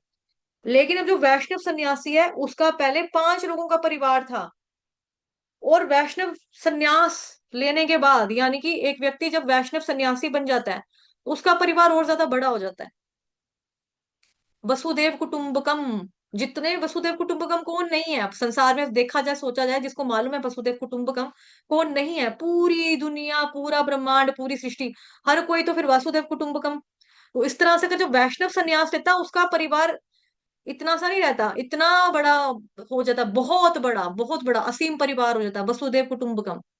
वो सबको यही बोलता है कि जो बच्चा होगा ये मेरा बच्चा है ना। सबको मतलब कि जो माता होगी, हर स्त्री को माता के रूप में मानना। पहले उसकी अपनी एक ही मम्मी थी, पहले अपनी एक ही मम्मा थी जिसने पैदा किया। बाद में हर औरत को वो अपनी माँ के सब रूप में देख रहे हैं, हर औरत को। पहले उनके अपने एक ही पापा थे, अभी जो उनके पापा की एज के लोग हैं उन सब में वो अपने पापा को देख रहे हैं। पहले उनका एक ही या दो तीन भाई होंगे, अभी वो सबको अपने भाई के रूप में देख रहे हैं। पहले एक दो बहन होगी जो राखी बांधती होगी, अब पूरी लड़कियां उनको अपनी बहन नजर आ रही हैं। वसुदेव कुटुंबकम। व्यक्ति का जो वैष्णव संन्यास हुआ उसमें क्या हो गया, व्यक्ति का परिवार बढ़ जाता है। परिवार बढ़ेगा तो जिम्मेदारी भी बढ़ेगी, क्योंकि ऐसे लोग क्या करते हैं, भगवा ड्रेस पहनते हैं ना, फिर उनकी जिम्मेदारी भी बढ़ती है। ऐसा नहीं है, पूरा जगत उसका परिवार हो जाता है। ये डिफरेंस है मायावादी या ब्रह्मवादी सन्यासी या फिर जो वैष्णव सन्यासी है उसके बीच में अंतर है ये। सन्यास लेने के बाद पूरा जगत परिवार है, जितनी स्त्रियां सब उनकी माता है। तो ये है वैष्णव सन्यास, इस तरह से तो पूरा जगत मेरा परिवार है। तो ये दो कैटेगरी था सन्यास की, लेकिन हाँ, इन दोनों में से कर्म के परित्याग से भक्ति योग कर्म जो है वो ज्यादा श्रेष्ठ है। इन अ वे अगर देखा जाए, ब्रह्मवादी सन्यासी और वैष्णव सन्यासी में जो वैष्णव सन्यासी है वो ज्यादा श्रेष्ठ है। ठीक है जी, आगे जाएंगे। 5 पॉइंट। ओके, यहाँ पे आप फोटो देख रहे हैं। फोटो में यहाँ पे आपको नजर आ रहा है एक मोटी सी छिपकली, बोल लो, आपको शायद पता नहीं, आजकल के बच्चों को डायनासोर या मगरमच्छ जैसा नजर आ रहा है, बट वो क्या है, वो छिपकली है। ठीक, तो हुआ क्या था, इनकी कथा भी आपको मालूम ही है। एक बार क्या होता है, ये राजा नृग है। राजा नरिग ने क्या किया, ये बहुत दान पुण्य का काम करते थे, दान धर्म इतना करना चाहते थे, 100 गायें हर एक ब्राह्मण को देते थे ये। और एक बार क्या हुआ, दे रहे थे ब्राह्मणों को, गायें बांट रहे थे, लेकिन फिर भी क्या हुआ, इनकी गलती नहीं थी। एक गाय एक गाय ने क्या किया, वो उठ के, मतलब मानो कि जैसे ये खड़ा है ब्राह्मण, ठीक है, ये ब्राह्मण है, ये राजा नृग है, ये राजा, राजा ने ब्राह्मण को गायें दी। अब ये मान लो, ये गायें आ गई, ये गाय है, ठीक है, ये गाय है, गाय ने क्या किया, ये गाय इसकी होगी ना, गाय उठ के दूसरे झुंड में चली गई। गाय और कहीं चली गई। अब और कहीं चली गई तो उसको वहां का जो दूसरा वाला ब्राह्मण था उसने पकड़ लिया। मतलब बड़े सारे ब्राह्मणों को बुलाया, सबको गाय बांट रहे हैं। तो दूसरे वाले ब्राह्मण के पास चली गई। अब ये कहता है, ये वाला बोलता है, ये मेरी काऊ है, मेरी काऊ वापस कर। अब गाय तो बेजुबान है, वो तो बोल नहीं सकती कुछ, वो खड़ी होगी वहां जाके, वो बोलता है ये मेरी गाय है, मेरी गाय वापस कर। वो कहता है नहीं, ये मेरे को राजा ने दान में दिया है, ये मेरे पास खड़ी है, तो ये गाय मेरी है। अब कंफ्यूजन है, गायें अब इतनी सारी हैं, बांट रहे हैं वहां पे, सारी गायें, गाँव की शक्ल एक जैसी लग रही है, सभी गायों को एक जैसा सजाया हुआ, सबको एक जैसे ज्वेलरी पहनाई हुई है, सबको गले में एक जैसी घंटियां बांधी हुई हैं, पता नहीं लग रहा कौन सी गाय किसकी थी। उन्होंने क्या किया, वो जो गाय इससे इसको बंदे को दान की थी, ब्राह्मण को दान की थी, वो दूसरे वाले के पास चली जाती है, वो कहता है ये मेरी गाय है। उन्होंने बोला कि ये गाय तुमने मेरे को दान की थी, तो उसके पास कैसे गई। ऐसे केस में क्या होता है, अब ये राजा की गलती तो नहीं थी एनीवेज, लेकिन ये लोग क्या करते हैं, श्राप दे देते हैं राजा को। ठीक है, अब श्राप के बाद क्या हुआ, या फोटो में देख रहे हैं कि श्राप श्राप मिलता है इनको। तो उनको कष्ट झेलना पड़ा, उनका जो जन्म होता है वो छिपकली का जन्म हो जाता है। फिर उनको अनेक, मतलब बड़े बड़े वर्षों तक एक अंधेरे कुएं में, आप देख लो कुएं का बड़ा, कुएं में रहना पड़ा उनको। फिर कृष्ण भगवान आते हैं, अगर आप लोगों ने 10th कैंटो पढ़ा है, मतलब 10th canto like Krishna book जो उसको हम बोलते हैं इंग्लिश में, जो कि हमारा जो श्रीमद् भागवतम महापुराण का 10वां स्कंद है, उसी का कंपाइलेशन है, कृष्णा बुक। या फिर अगर आप लोगों ने वो वाली बुक भी पढ़ी होगी, उसका नाम है श्रीमद् भागवतम कथा रूप। तो उसमें भी ये, मतलब भागवतम है ही वही, तो उसमें भी कथा आप लोगों ने पढ़ी होगी कि किस तरह से वो कृष्ण भगवान आते हैं, उसका उद्धार करते हैं। तो इस प्रकार से हमने देखा यहाँ पे बेसिकली कि कर्म कैसे बंधन उत्पन्न कर रहा है। वो बेचारा तो अच्छा कर्म कर रहा है, राजा। कर्म अच्छा हो या बुरा हो, निश्चित रूप से करेगा कोई व्यक्ति, लेकिन अच्छा कर्म करेगा वो भी कर्म के बंधन का कारण है, दूसरा कर्म करेगा तो वो भी कर्म के बंधन का ही कारण जो है वो बनता है। ऐसा नहीं है कि कोई बच सकता है कर्म से, अच्छा अच्छा करोगे अच्छा, बुरा करोगे बुरा, मिलेगा ही मिलेगा। फिर है जी यहाँ पे वैराग्य की उचित समझ। प्रापञ्चिकतया बुद्ध्या हरिसम्बन्धि वस्तुनः मुमुक्षुभिः परित्यागो वैराग्यं फल्गु कथ्यते। जब लोग भगवान से संबंधित चीजों के मुक्ति को प्राप्त करने के लिए उत्सुक होते हैं तथा उन्हें भौतिक होने के लिए सोचना उनके त्याग को अधूरा कहा जाता है। भक्ति साम्य सिंधु ग्रंथ से श्लोक लिया गया है, तो बहुत ही सुंदर श्लोक है। वैराग्य मतलब क्या, इसको हमें ठीक से डिफाइन करना चाहिए, ठीक से समझना चाहिए, अदरवाइज हम करेंगे क्या, छोड़ो घर बार चलो हरिद्वार, जंगलों में चल के जाकर बैठेंगे। तो ये बिल्कुल भी हमको नहीं करना है। बेसिकली आपको अगर याद होगा, क्योंकि आप में से मैक्सिमम डिवोटीज भक्ति शास्त्री भक्ति वैभव वाले यहाँ पर बैठे हैं, मैं देख पा रही हूँ। तो उसमें भी हमने पढ़ा था, श्री रूप गोस्वामी ने जो ग्रंथ लिखा है, ग्रंथ की रचना की है, भक्ति रसामृत सिंधु ग्रंथ, उस पुस्तक में ये श्लोक आता है जिसमें वैराग्य क्या है, फल्गु वैराग्य क्या है, तो यही बताया हुआ है यहाँ पे। उसका मतलब है, जब मोक्ष की प्राप्ति के लिए उत्सुक व्यक्ति भगवान से संबंधित वस्तुओं को भौतिक समझकर त्याग देते हैं तो उसका त्याग अधूरा कहलाता है। तो भगवान की सेवा के लिए जो भी अनुकूल हो उसको स्वीकार करना चाहिए और उसे भौतिक वस्तु मानकर अस्वीकार नहीं करना चाहिए। हम्म। तो युक्त वैराग्य की भी परिभाषा है। युक्त वैराग्य की परिभाषा कोई सुनाना चाहेगा, भक्ति शास्त्री का स्टूडेंट? भक्ति शास्त्री वाले ने पढ़ा होगा ना, जो भक्ति वैभव वाले हैं वो भी पढ़कर ही आए हैं। भक्ति शास्त्री वालों को युक्त वैराग्य का डेफिनेशन था, आप लोगों ने पढ़ा। कोई बताना चाहेगा तो बता सकता है, नहीं तो फिर मैं तो बताऊंगी ही। नहीं बताएंगे? अनासक्तस्य विषयान् यथार्हम् उपयुञ्जितः निर्बन्धः कृष्ण संबंधे युक्तम वैराग्यमुच्यते। वस्तुओं को भगवान की सेवा के लिए स्वीकार किया जाना चाहिए, ना कि अपनी व्यक्तिगत इंद्र तृप्ति के लिए इस्तेमाल किया जाना चाहिए। ठीक है? यदि कोई वस्तु को बिना शक्ति के स्वीकार करता है, और इसलिए स्वीकार करता है क्योंकि वो कृष्ण से संबंधित है, उस त्याग को युक्त वैराग्य कहते हैं। चूंकि कृष्ण परम सत्य है, इसीलिए जो कुछ भी उनकी सेवा के लिए स्वीकार किया जाता है वह भी परम सत्य है। जैसे आप ना प्रभुपाद जी का एग्जाम्पल लो अगर, तो प्रभुपाद जी के एग्जाम्पल में क्या है कि ना, प्रभुपाद जी को लोग बोलते थे कि प्रभुपाद जी आप वैसे तो सन्यासी हो, सन्यासी बनते हो। नहीं, हम सब म्यूट है वो ठीक है, लेकिन आप लोग हैंड रेस कर सकते हो ना, डिजिटल हैंड रेस कर सकते हो, कैम ऑन करके अपना खुद का फोटो दिखाकर, शक्ल दिखाकर हैंड रेस कर सकते हो। इतना तो कर सकते हैं ना। अभी तो एनीवेज हो गया युक्तम वैराग्य, अब तो मैं उसको एक्सप्लेन कर रही हूँ, प्रभुपाद जी के उदाहरण पे आ गई मैं। तो प्रभुपाद जी का क्या है कि प्रभुपाद जी एरोप्लेन में ट्रेवल करते हैं और व्यक्ति उनको बोलते हैं ऐसे तो आप स्वामी जी बनते हो बड़े, लेकिन आप देखो जहाजों में ट्रेवल कर रहे हो, हैं कैसे स्वामी हो, बड़े मॉडर्न स्वामी हो आप। सन्यास की बात करते हो, सन्यासियों को थोड़ा ये जहाजों में जाना चाहिए। तो प्रभुपाद जी कहते हैं मैं एरोप्लेन में इसलिए ट्रेवल करता हूँ ताकि मैं अपना टाइम को सेव कर सकूं, ताकि मैं अपना समय की बचत कर सकूं और वहां पे जाके प्रचार कर सकूं। फिर वापस एरोप्लेन में आता हूँ, दूसरी जगह प्रचार करने के लिए जाता हूँ। क्या प्रॉब्लम है? आप माइक का इस्तेमाल करते हो, मतलब जो उस टाइम पे, जो ऐसे हमारे यहाँ पर आजकल के बच्चे मोबाइल यूज करते हैं, उस टाइम पर डिक्टोफोन होता था कि जिसमें प्रभुपाद जी की रिकॉर्ड होती थी, टाइपराइटर हुआ करते थे, ऐसी चीजें होती थी। तो लोग उनको बोलते थे आप ये इस्तेमाल करो, वो इस्तेमाल करो, वो इस्तेमाल करो। वो कहते हैं मैं जो भी इस्तेमाल कर रहा हूँ, अल्टीमेट गोल क्या है मेरा, कृष्ण की सेवा में करने के लिए। ऐसी क्या होता है, एक बारी ना एक व्यक्ति होता है, वो इस्कॉन टेम्पल में आया प्रभुपाद जी से मिलने के लिए, और बड़ा चुप करके गंभीरता पूर्वक नोटिस कर रहा है, ऐसे करके देख रहा है, प्रभुपाद जी को देखी जा रहा है, देखी जा रहा है। और प्रभुपाद जी लगे हुए अपना काम पे। हेलो, हाँ, ये बुक डिस्ट्रीब्यूशन के लिए बोला था, उस टेम्पल में से निकला डिवोटी कि नहीं निकला है, बुक्स लेकर निकल गया है? अच्छा चलो ठीक है, ओके, हरी बोल। दूसरे को फोन किया, तुमको मैंने बोला था बैंक में जाओ पैसे निकलवाने हैं, वहां से पैसे निकलवाए तुमने? अभी नहीं निकलवाए हैं? जल्दी निकलवा के लाओ। तीसरे को बोला, अच्छा तुमको मैंने बोला था आज उस सेठ ने चेक देना है, वो चेक लो, चेक को जाके बैंक में डिपॉजिट करवाओ। चौथे मंदिर में टेम्पल का काम चल रहा है। हेलो, हाँ जी, आपके यहाँ पे बजरी पहुंची कि नहीं पहुंची, रेत सीमेंट आया कि नहीं आया? पहुंच गया समय पे, ठीक है, काम शुरू करवाओ। वो व्यक्ति अब देख रहा है, प्रभुपाद जी, स्वामी आई जी, मेरे को एक सवाल पूछना आपसे। क्या आप तो कहते हैं कि हमारे इस्कॉन में सततंग कीर्तयंतो माम होता है, आप सततंग कीर्तयंतो माम करते हैं, हमेशा हरे कृष्ण करते हैं। तो मैं यहाँ पे जब से आया हूँ बैठा हूँ, आप तो भौतिक चीजों के संसारों में, भौतिक समस्याओं में उलझे हुए हैं। पैसे पहुंचे नहीं पहुंचे, उसके बैंक के खाते में पैसा जमा कराओ, वहां पे चेक दे कराओ, रेत रेत पहुंची नहीं पहुंची, सीमेंट पहुंचा नहीं पहुंचा, बजरी पहुंची कि नहीं पहुंची, ये कैसी भक्ति हो रही है? यहाँ पे कृष्ण कहाँ पे है?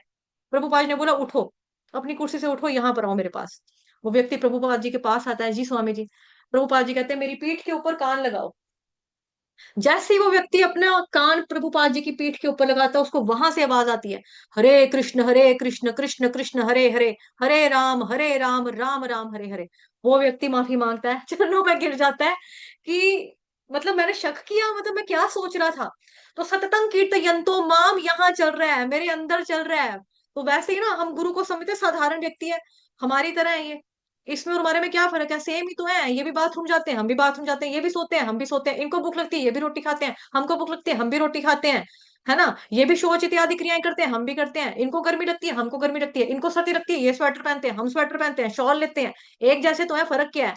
फर्क है, बहुत बड़ा फर्क है। वो मुक्त आत्मा है। मुक्त आत्मा जो होती है, वो हमको अपने साथ रहती हुई प्रतीत होती है कि हाँ ये सोए हैं, जाग रहे हैं, खा रहे हैं, पी रहे हैं, रेस्ट कर रहे हैं, है ना, कीर्तन कर रहे हैं, हरे कृष्ण महामंत्र का जप ये भी कर रहे हैं, माला लेकर हम भी हरे कृष्ण महामंत्र का जप कर रहे हैं, सेम सेम तो है।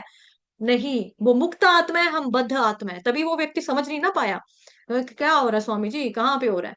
ऐसे ही प्रभुपाद जी को बोलते थे कि आपने बड़ा ये टेक्नोलॉजी का इस्तेमाल कर रहे हो, आप तो यहाँ जा रहे हो, वहां जा रहे हो, जहाज के ऊपर जा रहे हो, ट्रेन के ऊपर जा रहे हो, रॉयल क्या बोलते हैं, एक गाड़ी होती थी उसके अंदर घूम रहे हो, मंदिर बनाए हैं आपने, बड़े बड़े अमीर मंदिर बनाए हैं आपने, बड़ा बड़ा पैसा लगा के मंदिर बना रहे हो आप। क्या मतलब है इतने मंदिर बनाने का? तो प्रभुपाद जी कहते हैं कि कलयुग है ना, अगर मंदिर मैं बाहर से सुंदर बनाऊंगा तो लोग का मन करेगा, लोगों का मन करेगा, हाय ये मंदिर बाहर से कितना सुंदर है, वाह, अंदर से कितना सुंदर होगा, चलो मैं जाकर देखता हूँ अंदर कैसा दिखेगा। तो व्यक्ति अंदर आएगा, माथा टेकेगा, कृष्ण भावना भावित होगा। किसी ना किसी तरीके मेरा काम है उनको भक्ति में लगाना, मैं मंदिरों का निर्माण कर रहा हूँ, क्या बड़ी बात होगी उसमें? आप ये कर रहे हो, आप वो कर रहे हो। और प्रभुपाद जी का स्वभाव ऐसा है, कोई बोलेगा प्रभुपाद जी घड़ी बड़ी अच्छी है, ये ले, ले जा, खुश रह। ऐसे होते हैं साधु संत। उनको कोई वस्तुओं का वो नहीं है, तो कोई आया किसी ने अपना दी पहन ली, दूसरे ने मांगी, हमें तो बड़ी अच्छी है, तारीफ ही की, मांगी भी नहीं, बड़ी अच्छी है, बहुत सुंदर है, ये लो आप ले लो। इस तरह से होते हैं स्वामी लोग। ठीक है। तो इस तरह से प्रभुपाद जी जो है वो समझाते हैं। ठीक। तो कोई व्यक्ति मंदिर को बाहर से सोचेगा सुंदर दिख रहा है, तो मंदिर आएगा, माथा टेकेगा, है ना। और मैं जो इस्तेमाल कर रहा हूँ टेक्नोलॉजी का, वो बुक्स का ट्रांसलेशन करने के लिए कर रहा हूँ, इतना टाइप करने का टाइम नहीं। बिकॉज प्रभुपाद जी का आपको पता है ना कि टाइपराइटर भी चोरी हो गया था एक बारी। वो गए हैं वहां पे, उनका टाइपराइटर चोरी कर लिया किसी ने। चलो, अब यहाँ पे आ जाएंगे हम। अगला श्लोक हमारा है कर्मयोग या कर्म संन्यास। जो पुरुष ना तो कर्म फलों से घृणा करता है और ना कर्म फलों की इच्छा करता है, वह नित्य सन्यासी बन जाता है। हे महाबाहु अर्जुन, ऐसा मनुष्य समस्त हम्म, ठीक है, ओके। जिसका लेक्चर मिस हुआ है उसको मैं दे रही हूँ यूट्यूब का लिंक, यहाँ से ले लीजिए, ठीक है। ओके माता जी, कोई बात नहीं, हरे कृष्ण। तो जो पुरुष ना तो कर्म फलों से घृणा करता है, ना कर्म फल की इच्छा करता है, वह नित्य सन्यासी जाना जाता है। हे महाबाहु अर्जुन, ऐसा मनुष्य समस्त द्वंद्वों से रहित होकर भव बंधन को पार करके पूरी तरह से मुक्त हो जाता है। दैट मीन्स कर्म फल का त्याग करो, लेकिन कर्म का नहीं त्याग करना। ठीक। तो ऊपर क्वेश्चन बोला है यहाँ पे, कर्म योग करें या कर्म संन्यास करें, नीचे आंसर दे दिए कर्म फल का त्याग करो, कर्म का नहीं त्याग करना है। अभी यहाँ बड़ा अच्छा बेसिकली शब्द आ रहा है, अगर मैं देखती हूँ हाईलाइट अगर हुआ तो हाईलाइट होता है, ये देखिए, नित्य सन्यासी शब्द। नित्य सन्यासी का मतलब ये है कि ऐसा व्यक्ति जो कर्म फलों की ना तो इच्छा करता है, ना ही उनसे घृणा करता है, ऐसा व्यक्ति क्या कहलाता है? नित्य सन्यासी बोलते हैं उसको। ठीक। हो सकता है उसने फॉर्मली सन्यास ना लिया हो, क्योंकि सन्यास सेरेमनी भी होती है जहां पे हमें त्रिदंड सन्यास दिया जाता है। देखा ना आप लोगों ने इस्कॉन में, मतलब कि जो स्वामी जी लोग होते हैं उनके पास, उनको ये डंडा भी मिलता है, डंडे के ऊपर उन्हें ऑरेंज कलर का कपड़ा बांध के रखा होता है। त्रिदंड सन्यास बोलते हैं कि आज से आप एक्स वाई जेड जो भी उनका नाम पड़ता है, आज से आप ये वाले स्वामी जी हैं। तो हो सकता है कि ऐसा व्यक्ति ग्रस्त जीवन में हो, लेकिन कर्म फलों की ना तो इच्छा करता है, ना ही घृणा करता है, अट्रैक्शन और रिपल्जन दोनों ही में नहीं फंसता वो। तो ये दोनों क्या है? ये दोनों ही बेसिकली शिकंजे हैं इस संसार के। अब किसी चीज के प्रति आकर्षण होना कि ये तो मुझे करना ही करना है, करना ही करना है, करना ही करना है, बट वो नहीं करना, बस वो नहीं करना, मैंने वो नहीं करना, वो करना है तो वो नहीं करना। ये द्वंद्व होगा ना, मैं ये करूंगा लेकिन ये नहीं करूंगा। अब ये जो है इसके परे जब कोई व्यक्ति हो जाता है, ऐसे व्यक्ति को बोलते हैं नित्य सन्यासी। लेकिन भगवान जी का जो भक्त होता है ऐसी स्थिति से कभी भी घृणा नहीं करता, उसको लगता है भगवान की सेवा के अनुकूल है क्या, हाँ ठीक है चलो। वो घृणा नहीं करता, नहीं है चलो ठीक है, घृणा नहीं करता। किसी से आसक्ति नहीं रखता, किसी चीज के प्रति अगर आसक्ति है, और वो आसक्ति अगर मैं भगवान की भक्ति में अवरोध पैदा करेगी तो दिक्कत हो जाएगी। इसीलिए सन्यासी को चाहिए ना तो किसी चीज से घृणा करे, हो सकता है कि भक्ति के लिए अनुकूल हो, और ना किसी से आसक्त हो, क्योंकि हो सकता है वो प्रतिकूल हो। इसीलिए इन दोनों ही डुअलिटीज में नहीं फंसना चाहिए। इसीलिए लिखा है यहाँ पर, एक और वर्ड लिखा है निर्द्वंद्वो, है ना। दूसरी लाइन में देखो, मैं हाईलाइट करती हूँ। निर्द्वंद्वो ही महाबाहो, निर्द्वंद्वो, द्वंद्व, डुअलिटीज, सुख दुख, लाभ हानि, अच्छा बुरा, गर्मी सर्दी, ये सारी की सारी क्या है, डुअलिटीज है। ऐसा व्यक्ति डुअलिटीज में नहीं फंसता, फंसना नहीं चाहिए। इसलिए यहाँ पे वर्ड बताया, यहाँ पे निर्द्वंद्वो। नित्य सन्यासी होने के लिए क्वालिफिकेशन है निर्द्वंद्वो होना। अगर वो निर्द्वंद्वो होगा तो वास्तव में नित्य सन्यासी हो पाएगा वो। अब द्वंद्व का मतलब, द्वंद्व के दो मतलब होते हैं। एक तो मतलब है कंफ्यूजन, की मैं कंफ्यूज हूं, कि मुझे ये करना चाहिए, ये करना चाहिए, वो करना चाहिए, मुझे क्या करना चाहिए। तो व्यक्ति बोलता है अरे यार मैं तो बड़े ही द्वंद्व में फंसा हूं। तो एक का मतलब होता है द्वंद्व का जो ड्युअलिटी है, सुख की और दुख की, लाभ की और हानि की, यश की और अपयश की, सर्दी गर्मी, बुरा समय, अच्छा समय। ये ड्युअलिटीज जो है, इन द्वंद्वों में जो नहीं फंसता, इच्छा की और द्वेष की, घृणा की, इसके अंदर नहीं फंसता, ऐसा व्यक्ति वास्तव में क्या है, ऐसा व्यक्ति बोला जाएगा वो नित्य सन्यासी है। और निर्द्वंद्वो ही महाबाहो, सुखम बंधात प्रमुच्यते। निर्द्वंद्वो ही महाबाहो। तो महाबाहु किसके लिए यहाँ पर यूज हो रहा है, अर्जुन के लिए। अर्जुन को बोला भगवान ने महाबाहु। एक तो ऑफ कोर्स वो बहुत ज्यादा युद्ध करने में एक्सपर्ट है। इनफैक्ट विराट के यहाँ जब अटैक हुआ था तो कौरवों का उस वकत अकेले, जो विराट के पुत्र थे उनके साथ अकेले गए थे अर्जुन लड़ने के लिए, ठीक है। तो उस वकत बृहनला के रूप में सारथी थे, लेकिन अकेले अर्जुन ने भीष्म पितामह को भी, द्रोणाचार्य को भी, और जितने भी और अन्य आए हुए थे, दुर्योधन, कृपाचार्य, कर्ण, इन सबको अकेले हराया था। अब देखो होगा आपने महाभारत में ये चीज, इन सभी से अकेले लड़ गया था अर्जुन और सबको अकेले हराया था। इसीलिए इनको वापिस कोप में भेजा। उन्होंने स्तब्ध करने वाला एक तीर छोड़ा, सबके सब स्तब्ध रह गए। कृपाचार्य, द्रोणाचार्य, भीष्म पितामह, इनको बस एज इट इज छोड़ दिया था। लेकिन बाकी जो थे, दुर्योधन, दुशासन, कर्ण एंड पार्टी, इन सबके कपड़े उतारे और इनको सिर्फ कोप यानी कि अंडर गारमेंट्स में ही वापस भेजा, मतलब बेइज्जती करके इनकी भेजा था अच्छे तरीके से। सो अकेला जो व्यक्ति इन सबको हरा दे वो एक्चुअली महाबाहु है। दूसरा कारण ये है उनको महाबाहु बोलने का, कि जो ये बता रहे हैं ना कि यहाँ नित्य सन्यासी, ना द्वेषति न कांक्षति, है ना। ये आपने वहां 12 चैप्टर में आप लोगों को कंठस्थ होगा, भक्ति योग का अध्याय। समशत्रौ च मित्रे च तथा मानापमानयोः शीतोष्ण सुख दुःखेषु समसंग विवर्जितः तुल्यनिन्दास्तुतिर्मौनी सन्तुष्ट येन केनचित् अनिकेत स्थिरमतिर्भक्तिमान् मे प्रियो नरः संतुष्ट सततं योगी यतात्मा दृढ़ निश्चयः। मुझे अब याद नहीं आ रहा, बट है ना वहां पे भी, ना सोचती ना कांक्षती ना द्वेष्टि ना कांक्षती, है ना। ओके चलो छोड़ते हैं उस चीज को, श्लोका को छोड़ते हैं। तो निर्द्वंद्व, एक्चुअली आप हो अर्जुन, आप हो निर्द्वंद्व, आप हो महाबाहु। तुम्हारी बाजू में क्या है, ताकत है, भक्ति का महाबल है, इसलिए तुम हो महाबाहु। तो ऐसा व्यक्ति क्या है, सुखम बंधात्मक, ये क्या लिखा है, रुको हाईलाइट करूं। सुखम बंधात प्रमुच्यते, सुखम बंधात प्रमुच्यते, ठीक है। सुखम बंधात प्रमुच्यते ये बताया जा रहा है यहाँ पे। तो ऐसा व्यक्ति ये संसार के बंधनों में नहीं पड़ता।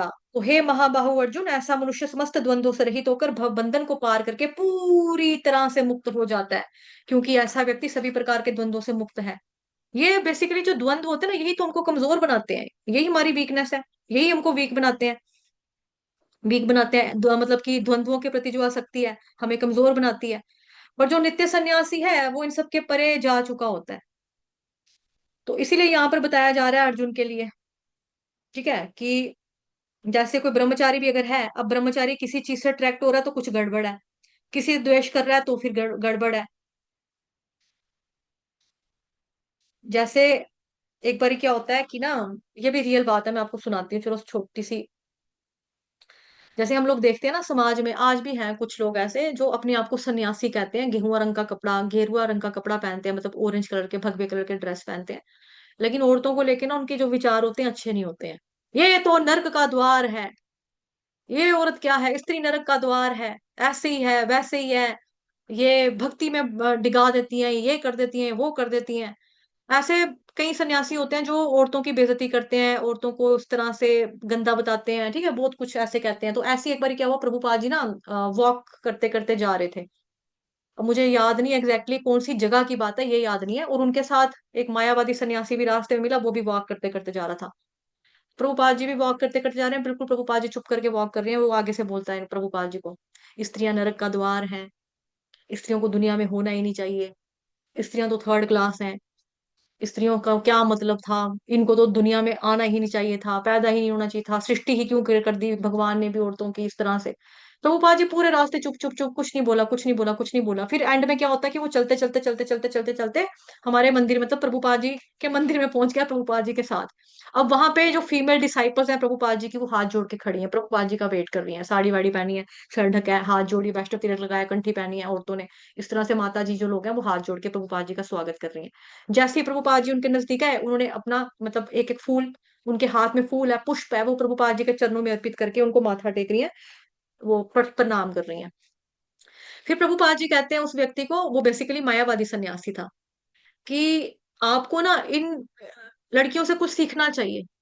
अगर इनमें से कोई भी एक औरत जो है, कोई भी एक स्त्री जो है, अगर आपकी गुरु बन गई ना, तुम्हारा सन्यास वास्तव में पूरा हो जाएगा, तुम वास्तव में सन्यासी बन जाओगे। अगर तुम में से तुमने एक भी इन इन स्त्रियों की, जो ये स्त्रियां हैं यहाँ पर खड़ी हुई, मेरी डिसाइपल्स हैं बेसिकली प्रभुपाद जी की, जो इनमें से खड़ी हैं, इनमें से एक के भी तुमने चरण कमल कर लिए ना, तो तुम तर जाओगे, तुम्हें वास्तव में सन्यास का मतलब क्या है ये पता लग जाएगा। तो इस तरह से जो सन्यासी होते हैं ये बेसिकली सही नहीं होते हैं। कई बार होता है ना, अंगूर ना मिले तो अंगूर खट्टे हैं। एक लड़की से आपको जवानी में प्यार हुआ, उसने आपको धोखा दिया, आपने नतीजा क्या निकाला, सारी लड़कियां एक जैसी होती हैं, सभी बेवफा होती हैं। एक फिल्म आई थी, क्या नाम था पिक्चर का, बड़ी पुरानी फिल्म थी, मुझे याद नहीं आ रहा, याद नहीं आ रहा नाम। आशिक, मिस्टर आशिक, पता नहीं कुछ ऐसा नाम था। उसमें था अनुपम खेर, ऋषि कपूर, उर्मिला मातोंडकर। उसमें वो लोग बकायदा स्लोगन लगाते हैं, ऐसे बोर्ड शोर्ड होते हैं ना, बोर्ड बोर्ड ले लेके चलते हैं, ऐसे बोर्ड पकड़ पकड़ के, लड़कियों से ना, उसमें गाना भी था, लड़कियों से ना मिलो तुम, लड़कियां तो हैं बलाएं, सुबह शाम मत करो तुम लड़की, लड़की लड़की लड़की। वो बोर्ड लगा लगा के चलते थे, लिखा होता था औरत नरक का द्वार है, ऐसे करके। तो बाद में जो फिल्म देखो तो पता लगता है कि ऐसा क्यों हुआ, अनुपम खेर ने ऐसा क्यों एक लाइक वो बनाया, क्या बोलेंगे उसको, ऐसे सड़क के ऊपर निकालना तो जुलूस बोलते हैं ना उस चीज को, लेकिन मेंबर लेना, मेंबरशिप बना के क्लब, हाँ क्लब बनाना, उसने आदमियों का क्लब बना लिया कि तुम भी ब्याह नहीं करना, शादी नहीं करना, शादी नहीं करना, शादी नहीं करना, जो शादी नहीं करेगा वो इस क्लब में मेंबर बनेगा, मेंबरशिप लेगा। और वहां पे उनका स्लोगन होता था, औरत नरक का द्वार है, लड़कियों से ना मिलो तुम, लड़कियां तो है बलाएं। फिर पता लगता है कि उसका ना गंज था, अर्जुन, ये क्या नाम था लड़का, अनुपम खेर, वो गंजा हो जाता है, उसको कोई शादी नहीं करने के लिए मिलती नहीं है। तो वो कहता है मैं संन्यास संन्यास ले लूंगा, बाबा बनूंगा, लड़कियों से ना मिलो तुम, लड़कियां तो है बलाएं, इस तरह से। तो ऐसे सन्यासी बेसिकली क्यों बनते हैं, क्योंकि अंगूर ना मिले तो अंगूर खट्टे हो गए जी। उनको सोचना चाहिए कि जिस, अगर आप सन्यासी भी बने हो, आपको पैदा करने वाली है तो औरत ना। औरत अगर नहीं होती तो आपको आपके पापा ने थोड़ा अकेले पैदा किया है। पापा कहाँ से पैदा करेंगे, औरत ने ही तो पैदा किया। तो फिर औरत के बारे में ऐसे बोलना कि औरत नर्क का द्वार है, औरत ये है, औरत फलान है जी, औरत ढींग है जी, इस तरह से। तो ऐसा, और कई बार होता है ज्यादा प्यार की वजह से भी लोग ऐसा कर देते हैं। आपने एक फिल्म देखी होगी, हलचल मूवी आई थी, अमरीश पुरी, परेश रावल, अक्षय खन्ना, करीना कपूर। उसमें भी उन लोगों ने दरवाजे के बाहर लिखा होता है, औरत और कुत्ते जात का अंदर आना मना है। ये लिखा होता है उन्होंने अपने घर के मेन गेट के दरवाजे के ऊपर, औरत और कुत्ते का अंदर आना सख्त मना है। तो चलो कुत्ता तो अनपढ़ है, वो तो पढ़ नहीं सकेगा, औरत पढ़ेगी औरत पढ़ के वापस चली जाएगी। उनके केस में क्या होता है कि अमरीश पुरी अपनी वाइफ से बहुत प्यार करता है, उसके 5 बेटे होते हैं। वो सोचता है कि जो दुख दर्द मैंने जुदाई अपनी बीवी की सही है, उसके मरने के बाद कल को मेरे बेटे वो दुख दर्द ना झेले, तो सभी बच्चों को ब्रह्मचारी बनाता है। लेकिन उसके एक दो बच्चा शायद ब्रह्मचारी रहते हैं, बाकी परेश रावल ने भी बाहर शादी की होती है, वो 2 बच्चों का बाप होता है। अक्षय खन्ना भी करता है इस तरह से, शायद एक और लड़का होता है वो भी करता है। तो इस तरह से भी कई लोग सन्यासी बन के चले जाते हैं कि अंगूर ना मिले तो अंगूर खट्टे, या फिर मेरी जिंदगी में कोई आया था लेकिन कड़वा एक्सपीरियंस रहा, बिकॉज वो मर गया, छूट गया, चला गया, तो मैं बड़ा रोया, बड़ा जुदाई में तड़पा, तो तड़पना अच्छी बात नहीं है। मेरे घर के बच्चे ना तड़पे तो औरत नरक का द्वार है, औरत और कुत्ते का आना अंदर मन है। तो ये केस हो जाते हैं कई कई बातों में, मतलब कि, है ना। तो ये क्या है, इसको तो क्या बोला जाएगा, इसको क्या सन्यास बोला जाएगा? तो ये द्वंद्व है ना। आप एक अपने सन्यास को पक्का करने के लिए आप औरत से नफरत कर रहे हो। और सिंपल सी बात है, सिंपल सा लॉजिक है। कोई अगर सन्यासी नहीं भी है ना, नॉर्मल इंसान के लिए भी मैं आपको बता दूं, जो नॉर्मल इंसान भी है, हम लोग सन्यास के लेवल पे नहीं है, नॉर्मल इंसान जो हम लोग हैं, हमको भी अगर अपनी जिंदगी में किसी से नफरत होगी ना, हम भगवान की तरफ नहीं जा सकते। ओके, हम भगवान की तरफ नहीं जा सकते अगर हम किसी से नफरत करेंगे। नफरत करने का मतलब क्या होता है? अपने आप को भगवान जी से दूर करना। ये तरीका है एक अपने आप को भगवान से दूर रखने का। हम किसी दूसरे से घृणा कर लें, हम किसी दूसरे इंसान से नफरत करें, तो हमें तो बताया जाता ना, परमात्मा सब में है। वो जो तुझ में समाया, वो जो मुझ में समाया, वो जो कण कण में समाया, वो कौन है? परमात्मा है। परमात्मा तो हर एक व्यक्ति में वास करता है। और एक व्यक्ति से मैं बहुत प्रेम करूं, दूसरे से मैं गंदा छीछी छीछी गंदा गंदा घृणा करूं।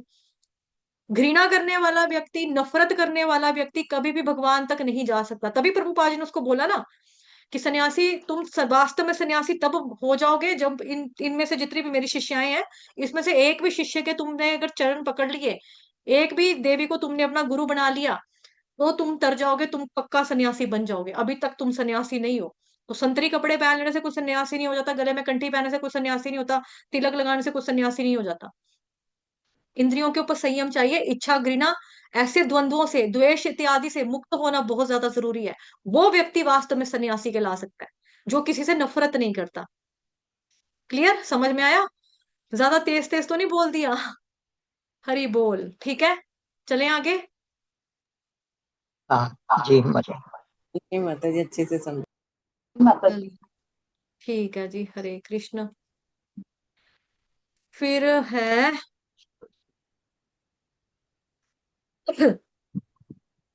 तो घृणा करना कि मतलब होता है ना, भाई तू चंडाल नहीं है, डाक नहीं है, पिशाच नहीं है, इस तरह से नहीं बोलना चाहिए एक सन्यासी को औरत की ढिमका पिलाना। हरी बोल, प्लीज अपने आप को म्यूट कर लीजिए, मैं कर देती हूँ। ठीक है। तो होता ना ऐसा, मतलब आपने देखा है कि कहीं बोलते हैं, आज की डेट में भी होता है ऐसे, कहीं कहते हैं। तो ये हो गया हमारा फिनिश यहाँ पर।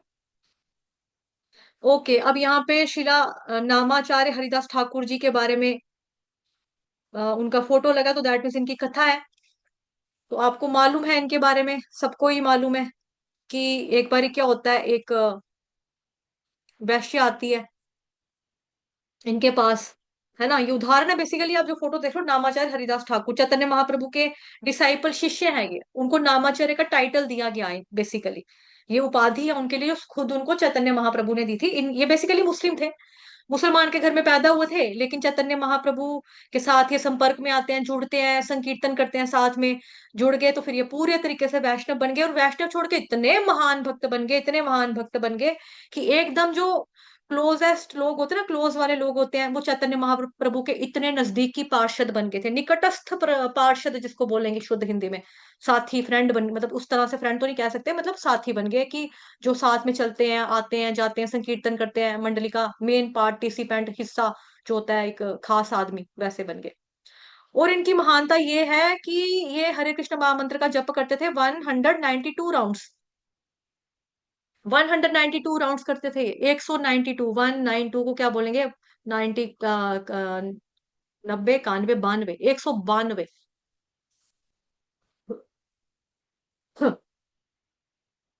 हम लोगों को 16 माला करनी भारी लगती है, तो हम लोगों को इनसे आशीर्वाद लेना चाहिए कि हम पर कृपा करो। और आज तो जरूर खास तौर पे आशीर्वाद मांगना, कल भी मांगना, क्योंकि कल क्या है, कल निर्जला एकादशी है। कल ज्यादा से ज्यादा हरे कृष्ण महामंत्र का जप आप लोगों को करना है। तो नामाचार्य हरिदास ठाकुर को अपने दिमाग में याद रखना। और ये फोटो आप देख रहे हैं यहाँ पे, चल फोटो हट गई, यहाँ पे से शेयर कर देते हैं। वैसे देख ही ली ना फोटो आपने। एक वैश्य आती है इनके पास में, इनको कोई भेज देता है कि जाके इसका पतन करो और गिराओ इसको भक्ति से, बड़ा भक्ति लगाओ करने। तो वैश्या को भेजा जाता है, प्रोस्टिट्यूट हायर किया जाता है, प्रोस्टिट्यूट को हायर करते हैं, वो जाती है, वो बोलती है मुझे ना आपसे बात करनी, मैं आपसे मिलने के लिए मेरे को काम है। उन्होंने बोला कोई बात नहीं, मेरी माला पूरी हो जाए, माला पूरी करने के बाद मैं आपसे मिलता हूँ, आराम से बात करता हूँ, रुको आप वेट करो। ये बैठती है बेचारी पेड़ के नीचे या तुलसी के प्लांट के नीचे बैठ जाती है, वहां पे ये जाते हैं अपना हरे कृष्ण कृष्ण कृष्ण हरे हरे, हरे राम राम हरे हरे, अपनी माला कर रहे हैं कर रहे हैं कर रहे हैं कर रहे हैं कर रहे हैं, माला कर रहे हैं। और देखती है अभी आए नहीं आए नहीं, वो टाइम सोचती है चलो इनको टाइम लगेगा, वो सो जाती है, उसको नींद पड़ जाती है। रात हो जाती है, उठती है, औरत कहती है कि मैंने बात करनी थी, कहते हैं अभी मेरी माला का समय शुरू हो गया, क्योंकि अर्ली मॉर्निंग हो गई है, ब्रह्म मुहूर्त हो गया, तो मेरे को माला पूरी करने दो, वेट करो, बात करूंगा तुमसे। हरे कृष्ण कृष्ण कृष्ण हरे हरे, हरे राम राम राम हरे हरे, हरे कृष्ण कृष्ण हरे हरे, हरे राम राम हरे। ऐसे करते करते 3 दिन हो गए। 3 दिन औरत जो है वो वहीं पे बैठी रही, उनका वेट करती रही, और जब सो जाती थी, जब उठती थी तो हरे कृष्ण मैंने आपसे बात करनी है, माला खत्म होने दे, हरे कृष्ण कृष्ण कृष्ण हरे हरे, हरे राम हरे हरे। वो सो गई। फिर उठना, हरे कृष्ण कृष्ण हरे राम हरे हरे, माला कंप्लीट होने दो, वेट करो वेट करो वेट करो, माला कंप्लीट होने दो। ऐसे करते करते 3 दिन 3 रातें हो जाती हैं। तो जब वो औरत उठती है, खुद बाद में अगले दिन वो कैसे होती है, हरे कृष्ण कृष्ण कृष्ण हरे हरे, हरे राम राम हरे हरे, हरे कृष्ण कृष्ण कृष्ण हरे हरे, हरे राम हरे हरे। ये ऐसा हो जाता है उनका कि कहाँ तो वो गंदी एक मतलब कि गंदी सोच लेकर आई थी ना, देखा जाए वो स्त्री, कि मैं इनका इनको भक्ति में गिरा दूंगी, लेकिन वो खुद ही हरे कृष्ण कृष्ण कृष्ण हरे हरे, हरे राम राम हरे हरे। इसको फिल्मी दुनिया की भाषा में बोलते हैं शिकार, खुद यहाँ शिकार हो गया, खुद भक्त बन गई वो। आई क्या थी वो दूसरे को भक्ति के मार्ग से हिलाने के लिए, लेकिन खुद भक्त बन के निकली, और उनसे माफी मांगती है कि भाई मेरे से महाराज बहुत गलती होगी, पता नहीं मैं कैसे लोगों की बातों में आ गई, पता नहीं कितना गंदा घिनौना पाप करने की सोच से मैं यहाँ पर आई थी, प्लीज मेरे को माफ कर दो और मुझे अपनी शिष्य के रूप में स्वीकार कर दो। और वो इतने कृपालु इतने दयालु, उसको अपनी डिसाइपल बनाते हैं, शिष्या बनाते हैं, उसको हरे कृष्ण महामंत्र का हरि नाम दीक्षा उसको देते हैं, औरत को, स्त्री को। तो वैश्या देखो तर गई, प्रमाणिक संप्रदाय में आ गई, और किसके संपर्क में आई, चैतन्य महाप्रभु का जो खास व्यक्ति है, खास डिसाइपल है, जो डेली खुद 192 राउंड्स करते हैं, उनके संपर्क में आने से ये पॉसिबल हो गया। तो हमें भी कल के दिन, वैसे तो हमेशा ही हमको लेना, लेकिन कल खास तौर पे उनसे प्रार्थना करना कि आप ज्यादा से ज्यादा हरे कृष्ण महामंत्र का जप करो। तो कौन कौन है जो 64 माला करने वाला, कौन कौन है जो 108 करने वाला, कौन कौन है जो 128 करने वाला, कुछ सोचा होगा, कुछ तो सोचा होगा, है किसी ने कुछ सोचा तो आप शेयर कर सकते हो फटाफट हैंड रेस करके, नहीं तो समय व्यस्त नहीं, नष्ट हो रहा है। बोलेगा कोई, बताना चाहेगा? सुभद्रा माता जी बताना चाहती, सुभद्रा करुणा देवी दासी जी, माता जी हरि बोल, हरे कृष्ण माता जी बताइए। हरे कृष्णा दंडवत प्रणाम माता जी। पंचांग सिक्सटी प्रणाम माता फोर जी। करती हूँ मैं तो वैसे। नहीं, अगर तो आप डेली 64 करते हो और कल भी 64 कर रहे हैं, तो फिर खास बात क्या किया, विशेष क्या किया? नहीं नहीं, विशेष डेली तो करना है। नहीं करते, डेली तो ट्वेंटी अच्छा, फाइव करते हैं वैसे। हरि बोल, बहुत बढ़िया माता जी, और बहुत कर बढ़िया। पाए। और कोई डिवोटी, और किसी डिवोटी ने कुछ सोचा है? देखो आप कर सकते हो, आप कर सकते हो। अगर किसी को लगता है यार भूख लग रही है, प्यास लग रही है, 84 लाख योनियों से हम लोगों ने खाना ही खाया है, 84 लाख योनियों से हम पानी ही पीते आ रहे हैं, एक दिन छोड़ दो, 84 लाख योनियों से मुक्त हो जाओगे, है ना? जी सुभद्रा करुणा, अच्छा आपका तो हो गया माता जी। रमेश वसुदेव दास प्रभु जी, हरि बोल प्रभु जी। हाँ, डेली तो मैं 64 करता हूँ, कल 108 करूंगा। हरि बोल हरि बोल हरि बोल। बहुत बढ़िया, तो देखिए आप भी प्रेरणा लीजिए, इंस्पायर होइए कि ज्यादा से ज्यादा हरे कृष्ण महामंत्र का जप करना है। देखो कल ज्यादा खास काम किसी के घर में रहना नहीं है, खाना पकना नहीं है, पानी पीना नहीं है, किसी को पानी पिलाना नहीं है, किसी को खाना देना नहीं है। करना क्या है, हरे कृष्ण कृष्ण कृष्ण हरे हरे, हरे राम हरे हरे। मन पानी मांगेगा, उसको बोलना कि तूने 84 लाख यूनिट से पानी पिया है, आज नहीं तेरे को पानी देना बेटा। हरे कृष्ण कृष्ण कृष्ण हरे हरे, हरे राम हरे हरे। इस तरह से आप उसको बोलो, शाम हो जाएगी, शाम को मन को समझाना, बस 2 घंटे 4 घंटे की बात है, पूरा दिन निकल गया, अब क्या करना है, हो गया, हो गया। इस तरह से आपने मन को करना है मोटिवेट। जब डांटने की जरूरत पड़ेगी मन को तो डांटो, जब पैम्पर करने की जरूरत पड़ेगी, बस मन हो गया, बस थोड़े से 2 घंटे ही बचे हैं मन बेटा, कोई बात नहीं मन, 2 घंटे बस, 2 घंटे की बात है, उसके बाद तू 84 लाख होने से मुक्त हो जाएगा, ये। इस तरह से हम कर सकते हैं कल के दिन, ठीक है? आपको ऑल द बेस्ट सभी भक्तजनों को। तो प्रजल्पा करने से बचें, कम एनर्जी का इस्तेमाल करें। एनर्जी जितनी ज्यादा सेव रखोगे अपने अंदर, उतना ज्यादा हरे कृष्ण महामंत्र का जप कर सकेंगे। आप उतना ज्यादा बुक रीडिंग कर सकते हो, श्रवण कर सकते हो, बुक रीडिंग कर सकते हो, भागवतम गीता इत्यादि पढ़ सकते हो। कक्षा में आना, ये मत कहना माता जी व्रत था ना तो हमने माला करनी थी। ठीक, माला हो जाएगी, 64 राउंड तब भी हो जाएंगे। सुबह उठोगे 3 बजे तो 10 बजे तक आराम से 64 राउंड हो ही जाएंगे। ठीक है, चलिए आगे बढ़ेंगे, आगे पढ़ते हैं। तो नामाचार्य जी के बारे में पढ़ा, हरिदास ठाकुर जी के बारे में इनका हो गया। अब है आपके आगे एक अच्छा सा श्लोक है ये, क्या बोलते हैं इसको, श्लोक नंबर 10 है आपके सामने स्क्रीन पर। साथ ही इसमें फोटो भी है, एक दिया हुआ है, तस्वीर भी आप देख सकते हैं कि तस्वीर में क्या है। कमल का फूल कभी ना भूल, कमल का पत्ता। ब्रह्मण्याधाय कर्माणि संग त्यक्त्वा करोति यः, लिप्यते न स पापेन पद्मपत्र मिवाम्भसा। जो व्यक्ति कर्म फलों को परमेश्वर को समर्पित करके आसक्ति रहित होकर अपना कर्म करता है, वह पाप कर्मों से उसी प्रकार अप्रभावित रहता है जिस प्रकार कमल पत्र जल से अस्पृश्य यानी कि अछूता रहता है। अछूता रहता है क्योंकि उसके ऊपर ना वैक्स की कवरिंग जैसी होती है। आपने देखा होगा अक्सर कभी, ये जो कमल का फूल होता है, फोटो जो को देखो, फोटो के ऊपर ना, कहाँ गया फोटो, अच्छा मैंने फोटो ही स्टॉप कर दिया। हम्म, ये देखो कमल का फूल जो है ना, इसमें क्या है कि ये एग्जाम्पल है बेसिकली। यहाँ पे हमको बताया जा रहा है कि जो व्यक्ति कर्म फलों को परमेश्वर को समर्पित करके आसक्ति रहित होकर अपना कर्म करता है, वह पाप कर्मों से उसी प्रकार अप्रभावित रहता है जिस प्रकार कमल का जो फूल है वो पानी में रहते हुए पानी से अछूता रहता है। जैसे आप देख रहे हो कि कमल के फूल के ऊपर पानी की बूंदे नहीं पड़ी है ना, लेकिन पत्तों के ऊपर देखो, लेकिन फिर भी वो गल तो नहीं ना रहे हैं, गल तो नहीं गया ना, अंदर है, पानी से अछूता है। ये एग्जाम्पल है, एग्जाम्पल दे रहे हैं भगवान कि कमल का पत्ता, कमल का फूल, क्योंकि कमल का जो पत्ता होता है उस पर वैक्स की कवरिंग होती है, इसलिए भले ही वो जल में होता है लेकिन जल में कभी भी डूबता नहीं है। और जल में मान लो कि हल्का सा डूबा हुआ भी है तो भी जल उसके अंदर घुस नहीं पाता, कारण उसका होता है वैक्स की कवरिंग। जैसे तार होती है, वायर होती है, वायर के अंदर करंट होती है, करंट हो, लेकिन अगर वो इंसुलेटेड होगी तो आप उसको, वायर को अगर छुओगे, टच करोगे तो आपको करंट नहीं पड़ेगी। लेकिन अगर वायर को सीधा, नंगी तार को आपने हाथ लगा दिया, फिर तो तार पे करंट लगेगी आपको। तो इंसुलेशन, तो इसीलिए डिटैचमेंट की मतलब जो इंसुलेशन की वजह से हम क्या कर रहे हैं, अगर कर्म फल जो है ना, कर्मों वाली जो तार है, कर्म वाली जो वायर है, उसको छुएंगे तो करंट नहीं लगेगा। ठीक है, तो ये उपमा बड़ी ही सुंदर दी है भगवान ने। अब ये जो उपमा है इसको कैसे देखेंगे अब, कि भले ही जो कमल है, जो कमल की पत्ती होती है, जो पानी के अंदर होता है, अगर पानी का लेवल बढ़ जाए तो बाकी जो फूल पत्ते होते हैं वो डूब जाते हैं, लेकिन कमल का पत्ता या कमल का फूल नहीं डूबता है। कि भाई पानी का लेवल बढ़ गया तो डूब गए, लेकिन कमल का पत्ता कभी नहीं डूबेगा, क्योंकि उसके ऊपर वैक्स की कवरिंग है। उसकी वजह से पानी का लेवल बढ़ जाएगा तो वो ऊपर हो जाएगा। यानी जगत के अंदर उतार चढ़ाव आते हैं, है ना, कभी खुशी कभी गम, जगत के अंदर उतार चढ़ाव आते रहते हैं। स्टिल व्यक्ति जो है दुनिया में रहता है, हर एक जिंदगी, अभी मैं, आप इतने सारे लोग बैठे हैं यहाँ पे, अगर मैं किसी को बोलूं क्या आपने जिंदगी में कभी कोई दुख बोला, आपने बोला हाँ हमारे, हमने जिंदगी में तो बहुत दुख देखा। अगर मैं, जो बड़े बड़े लोग हैं, मतलब पापा पापा मम्मा की उम्र के, उनको पूछूंगे वे बेटा हम तो बचपन से कितने दुख देखते आए हैं, आप लोगों की जनरेशन ने क्या देखा, सब कुछ आपको बना बनाया मिला है, मोबाइल वाईफाई, हमारे पास तो कुछ नहीं होता था। हमारे मम्मी पापा से हम मांगते थे हमें कोई चीज लेके दो, हमें मार पड़ती थी। 10 10 11 11 बच्चे हमारे घरों में होते थे, किस किस को लेकर दे। एक बच्चा कपड़ा पहनता था भाई, दूसरा तीसरा चौथा पांचवा। एक बच्चे की स्कूल की कॉपी बुक्स आती थी भाई, दूसरा तीसरा चौथा पांचवा। आजकल के बच्चे कहते हैं मैं नहीं लूंगा पुरानी किताबें, मेरे को नई बुक्स चाहिए, मैंने नहीं जाना ऐसे स्कूल में, मेरे को नया बैग चाहिए, मैं नहीं लूंगा पुराने कपड़े इसके, मैं क्यों पहनूं।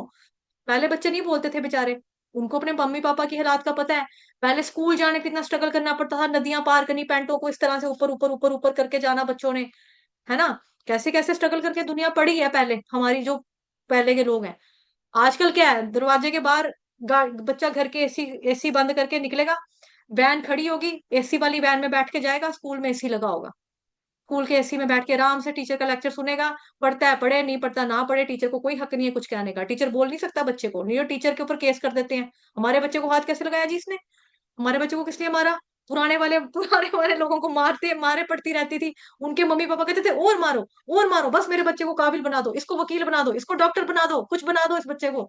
आपको ही दिया मैंने बच्चा, मेरा बच्चा नहीं, ये आपका बच्चा है, आपका बच्चा है। आजकल ऐसा नहीं है ना। आजकल तो ऐसा कुछ नहीं है। आजकल कहेंगे आपको पता है एक बच्चे को पैदा करने में कितनी तकलीफ होती है, आपको पता है बच्चे पे कितने खर्चे होते हैं, बच्चा इतना छोटे से बड़ा होने में कितना टाइम लगाते हैं, आप इसको ऐसे कर रहे हो। तो हर व्यक्ति की जिंदगी में आते हैं उतार और चढ़ाव। ये हमारे लिए सीखने की बात है इस क्या बोलेंगे उपमा से। सबके अंदर, पूरे जगत के अंदर उतार चढ़ाव आते रहते हैं, आते भी रहेंगे। स्टिल व्यक्ति जो होता है वो दुनिया में रहता है, लेकिन दुनिया का होके नहीं रहता, लेकिन दुनिया के ऊपर रहता है। सो भगवान का भक्त जो है मटेरियल वर्ल्ड में रहता है, लेकिन मटेरियली नहीं, स्पिरिचुअली रहता है। साथ ही जिस तरह से कमल पानी में रहता है, लेकिन पानी से पोषण भी लेता है अपना ना, पानी उसको पोषण भी देता है, पानी के ऊपर रहता है लेकिन पोषण भी देता है। उसी तरह से जो भगवान का भक्त होता है इस जगत के अंदर, वो अपने भरण पोषण के लिए इस जगत का इस्तेमाल करता है, लेकिन इस जगत से प्रभावित नहीं होता। हाँ, इस जगत का प्रयोग करेगा वो, लेकिन अपनी मेंटेनेंस के लिए। वही आ गया ना जो हमने श्लोक गाया था, अनासक्तस्य विषयान यथारमुपयुञ्जतः निर्बन्ध कृष्ण संबंधे युक्तम वैराग्यम उच्यते। भक्ति रसामृत सिंधु ग्रंथ का 4 श्लोक थे सिलेबस में लर्न करने वाले। 4th नंबर का जो श्लोक था ये वो गाया मैंने अभी। इस्तेमाल करता है चीजों को, लेकिन जितना जरूरी है मेंटेनेंस करने के लिए, संसार में रहकर संसार का पोषण भी लेता है, अपने आप को, अपने शरीर को, हेल्थ को स्वस्थ, अपने स्वास्थ्य के लिए, शरीर को चलाने के लिए, लेकिन प्रभावित नहीं होता इससे। तो ये भक्त की एक खासियत है। इसलिए यहाँ पर इतनी खूबसूरती से भगवान जी ने एनालॉजी दिया, इतना उपमा अच्छा दिया है कमल का, कमल के पत्र का। जो है दुनिया, जो दुनिया का होकर, दुनिया में होकर भी दुनिया का नहीं होता, दुनिया में रहते हुए भी दुनिया का नहीं होता, जिस तरह से कमल का पत्ता पानी में रहने के बावजूद भी पानी का नहीं होता। भगवान का भक्त भी संसार में रहते हुए भी संसार में नहीं फंसता, वो भगवान का भक्त ही रहता है। जीवेर स्वरूप है कृष्णेर नित्यदास। क्लियर। फिर है जी यहाँ पर हनुमान जी के बारे में कुछ लिखा है। हनुमान ने लंका को भगवान राम को भेंट के रूप में जलाया, उनकी शक्ति के प्रदर्शन के रूप में नहीं, मतलब हनुमान ने अपना ताकत दिखाने के लिए नहीं दिखाई वहां पे। भगवान हनुमान ने क्या किया, राम भगवान जी के लिए अपनी शक्ति का इस्तेमाल किया, क्रोध का इस्तेमाल किया। वह अपने कर्म के फल से नहीं जुड़ा था, इसने उन्हें तुरंत प्रभु की अगली सेवा में शामिल करने के लिए सक्षम किया, क्योंकि उनकी हर सांस प्रभु की सेवा के लिए थी। तो कर्म फल उन्होंने कैसे श्री रामचंद्र जी के चरणों में चढ़ा दिया, ये हनुमान जी का उदाहरण आता है। फिर है जी यहाँ पर लिखा, हमें भी अपनी उपलब्धियों को कृष्ण के चरण कमलों पर रखना चाहिए, ताकि इसके लगाव से हमको छुटकारा जो है वो मिल सके। ठीक है, हमको क्या मिल सके, छुटकारा मिल सके। आसक्ति है ना, बेसिकली आसक्ति का मतलब क्या है, जो आ तो सकती है लेकिन जा नहीं सकती, उसको कहते हैं आसक्ति। आसक्ति बड़ी आसानी से आती है, जाती नहीं है। यह आसक्ति है जो हमको बहुत परेशान करती है। हम हर चीज के प्रति आसक्त होते हैं, चीजों के प्रति आसक्त होते हैं, अपने कर्मों के प्रति आसक्त होते हैं, कर्म के फलों के प्रति आसक्त होते हैं। तो इस वजह से हम क्या करते हैं, कर्मों के बंधन में बंधते चले जाते हैं, बंधते चले जाते हैं, बंधते रहते हैं। लेकिन हमें करना क्या चाहिए, जो कुछ भी हम अपने नियत कर्तव्य करते करते रहने के लिए हमको करना है, लेकिन ठीक है, लेकिन उससे जो फल की प्राप्ति होगी वो कृष्ण को समर्पण करते हुए हमको आगे बढ़ते रहना, चलते रहना। आसक्ति नहीं रखनी चाहिए कि भाई ये मैंने किया तो मेरे को अब ये मिलना चाहिए, ये मैंने किया तो अब मेरे को इसका फल मिलना चाहिए। भगवान को क्यों मिलना है फल, भगवान ने क्या करना है मेरे कर्मों के फलों को, है मैंने मेहनत किया ना, मैंने पढ़ाई लिखाई की, भगवान मेरे कर्म के फलों का क्या, फ्रूट का चाट बना के नमक मिर्च नींबू लगाकर खाने वाले हैं। उसका मैंने उदाहरण आपको पहले भी दिया था। बच्चा जो है फॉरेन कंट्री में गया है, तो पापा ने क्या किया, उसको पैसे दिए कि ये लो आपका खर्चा। बच्चे ने वहां से फोन किया, पापा मेरी जॉब लग गई है, मैं कमाता भी हूँ। पापा ने बोला अपने पैसे इंडिया भेज दिया करो, मेरे खाते में ट्रांसफर करो। पापा पैसे जोड़ते हैं, फिर जब बच्चा इंडिया वापस आता है पापा उसको दे देते हैं इंटरेस्ट समेत। बैंक वाला इंटरेस्ट भी देता है ना, क्या बोलते हैं, ब्याज, बैंक वाले ब्याज भी देते हैं। तो ब्याज सहित बच्चे को पैसा दिया, तो उसी तरह से भगवान हमारे साथ करते हैं। अगर हम भगवान जी को अपने अच्छे कर्मों का फल जो है हम कहेंगे भगवान ही हमने आपके चरणों में अर्पित किया, क्योंकि जो भक्त होगा वो गंदे कर्म करेगा नहीं, उसको पाप और पुण्य के बीच में डिफरेंस मालूम है, गलत काम नहीं करेगा।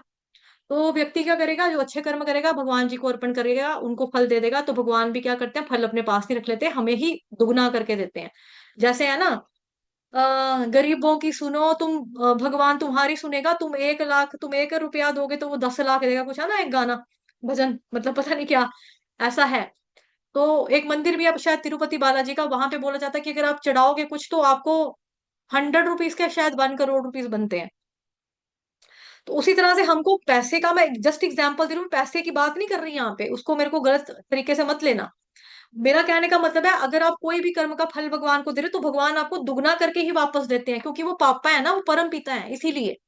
तो जिस तरह से मैंने आपको एग्जाम्पल दिया, एक भौतिक संसार के पापा का बच्चे का पैसा उसने दुगना करके दिया उसको, उसी तरह से भगवान होते हैं। अगर हम उनको अपने कर्म फलों को अर्पित करेंगे, भगवान हमको दुगना फल ही देते हैं। ऐसा नहीं हमारे फल भगवान ने लिख लिया कि मैं खाऊंगा फ्रूट चाट, तू जा ना देख ले तुमने क्या करना है, ऐसा नहीं है। ठीक। फिर है जी, यहाँ पर देखते हैं आगे पीपीटी में क्या है। अगली अगली स्लाइड, अगली स्लाइड में है प्रभुपाद जी। ठीक है, यहाँ पे कुछ बटन है बना हुआ, इस बटन को दबाएंगे, इसमें से म्यूजिक निकलेगा, प्ले।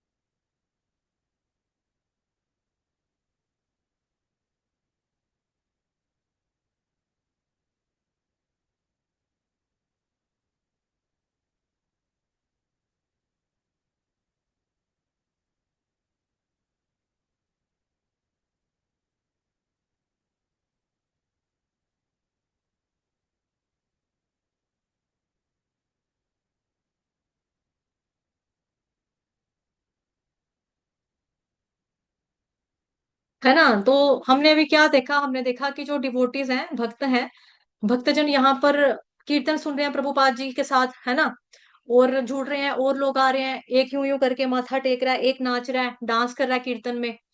तो ये लोग जो हैं, वो लोग खुशी से भक्ति में लीन होकर, मग्न होकर, इस तरह से सत्संग सुन रहे हैं, कीर्तन कर रहे हैं। उन्होंने कर्म फलों का त्याग पूरे तरीके से त्याग कर दिया, कर्म फलों को, आसक्ति नहीं है उनकी कर्मों के प्रति। तो इस प्रकार का जीवन जिया, है ना। तो प्रभुपाद जी कहाँ गए, फिर भगवत धाम में गए, इतने सारे लोगों को भी अपने साथ भगवत धाम में लेकर गए। और हम हमें भी बोल कर गए हैं कि अगर आप 16 माला ब्रह्म मुहूर्त में उठकर करोगे, तो कोई आया ना आए, मैं आपको जरूर लेने के लिए आऊंगा। 4 नियम का पालन, 16 माला करोगे तो भाई मैं आपको लेने के लिए अवश्य आऊंगा। अब पढ़ते हैं जी हम अगला श्लोक, अगले श्लोक में है हमारा,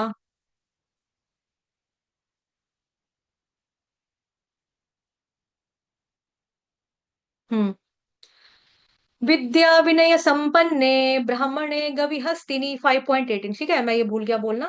5वें अध्याय का 18वें नंबर का श्लोक, श्रुणी चैव स्वपाके च पंडिता समदर्शिनः। बहुत इंपॉर्टेंट श्लोक और बहुत ही सुंदर अच्छा श्लोक, फोटो भी देख लो।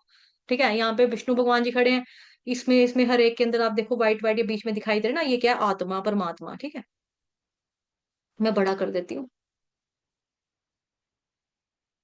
ये देखो, ये चिड़िए, कौवे, परिंदे, ऊपर जो बर्ड्स बैठे हुए यहाँ पे टहनियों पे देखो, सबके इधर है ना कुछ लिश्क रहा है, मतलब चमक रहा है, कुछ चमक है, वो चमक क्या है, परमात्मा सब में है ना। ये देखो, ये दो ये बैठे हैं, ये देखो, इनके दिल में साफ नजर आ रहे हैं, ये साफ, ये शेर के अंदर बकरी, बतख, घोड़े, ये अलग अलग जो जानवर है यहाँ पे, कुछ मेरे को नाम भी नहीं पता है, भेड़िया, भालू, बंदर, वगैरह वगैरह। पंडिता समदर्शिनः, ये श्लोक बहुत इंपॉर्टेंट। ठीक है, पंडिता समदर्शिनः। तो इसमें बताया जा रहा है कि जो व्यक्ति है वो क्या करता है, सबको देखता है, कैसे देखता है कि एक कि सब सबके अंदर परमात्मा है। जैसे मैंने आपको फोटो बोला ना, फोटो देखो, सबके अंदर परमात्मा, मैंने आपको दिखाया जूम करके।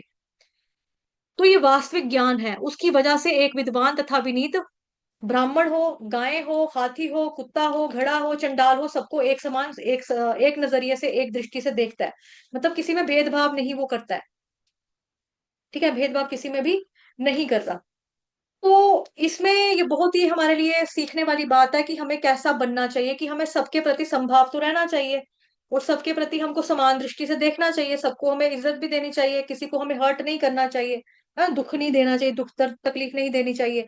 बट ये ऐसा कर कौन पाता है? जिसको वास्तविक ज्ञान हो जाता है, जिसको रियल नॉलेज हो जाती है, वो व्यक्ति ऐसा कर सकता है।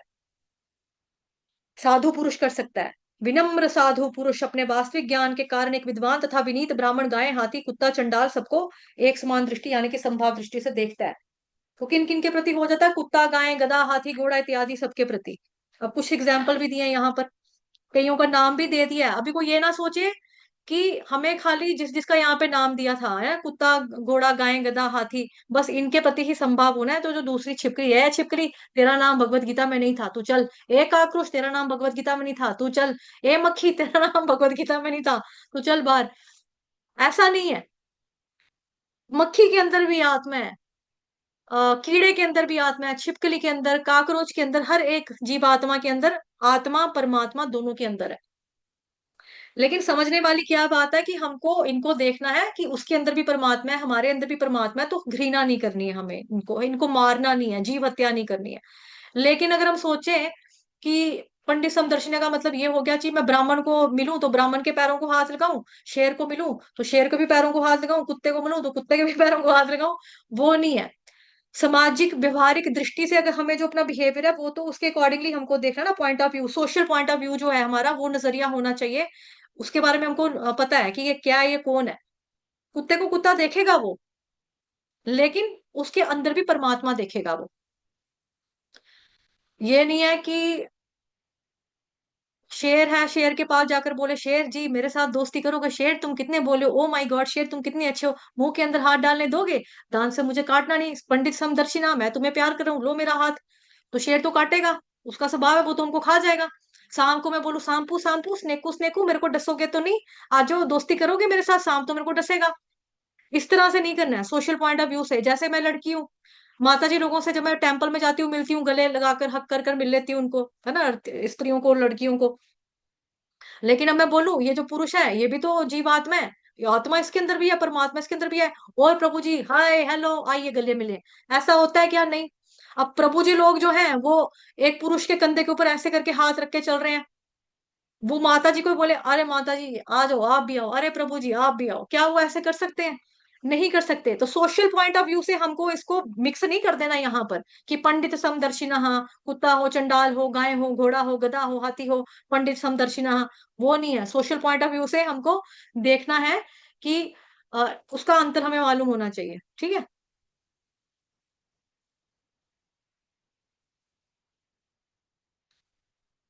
फिर है जी, यह दुनिया निश्चित रूप से बेहतर जगह होगी यदि सभी एक साथ मिलकर चलें,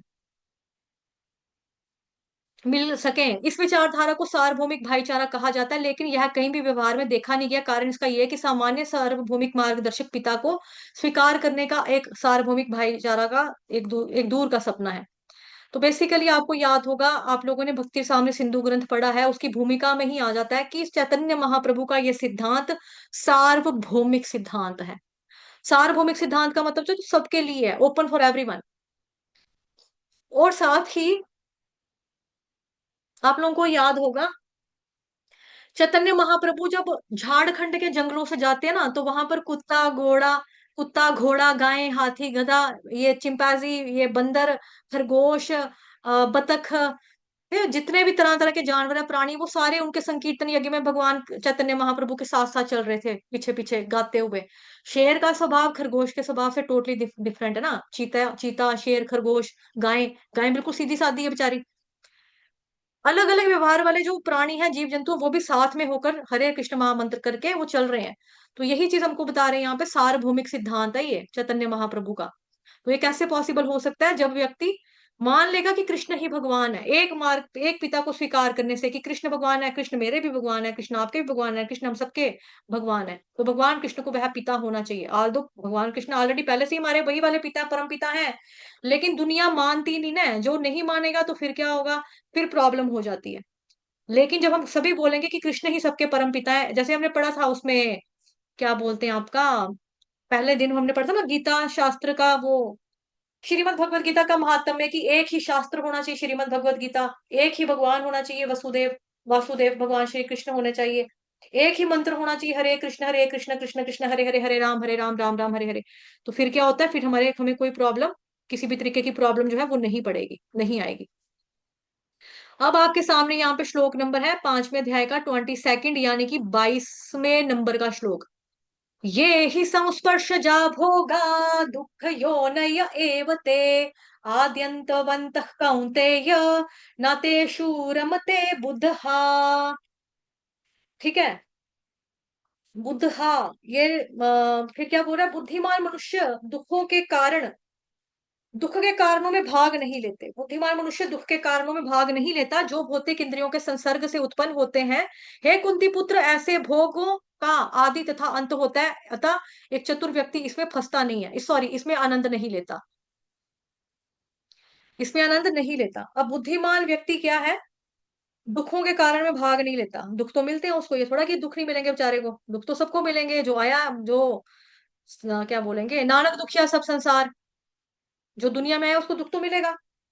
तो दुख का कारण किससे है, भौतिक इंद्रियों के संसर्ग में आने से उत्पन्न होता है। यहाँ पे फोटोज भी देख रहे हैं कुछ, ठीक है, ये उदाहरण आपको ऑलरेडी मालूम है, मछली का उदाहरण। मछली मछली जो है कैसे फंसती है, मछली फंसती है कि भाई मैं दाना फोकट का मिल रहा है खाना मेरे को, चलो मैं कुछ चुगती हूँ यहाँ पे जाकर। क्या, मछली दाना नहीं चुगती, मछली के कांटे के ऊपर खाना आता है ना, वो खाने को, कांटे में फंसा हुआ खाना जो होता है वो खाने के लालच में चली जाती है, जो जीभ से फंस जाती है मछली।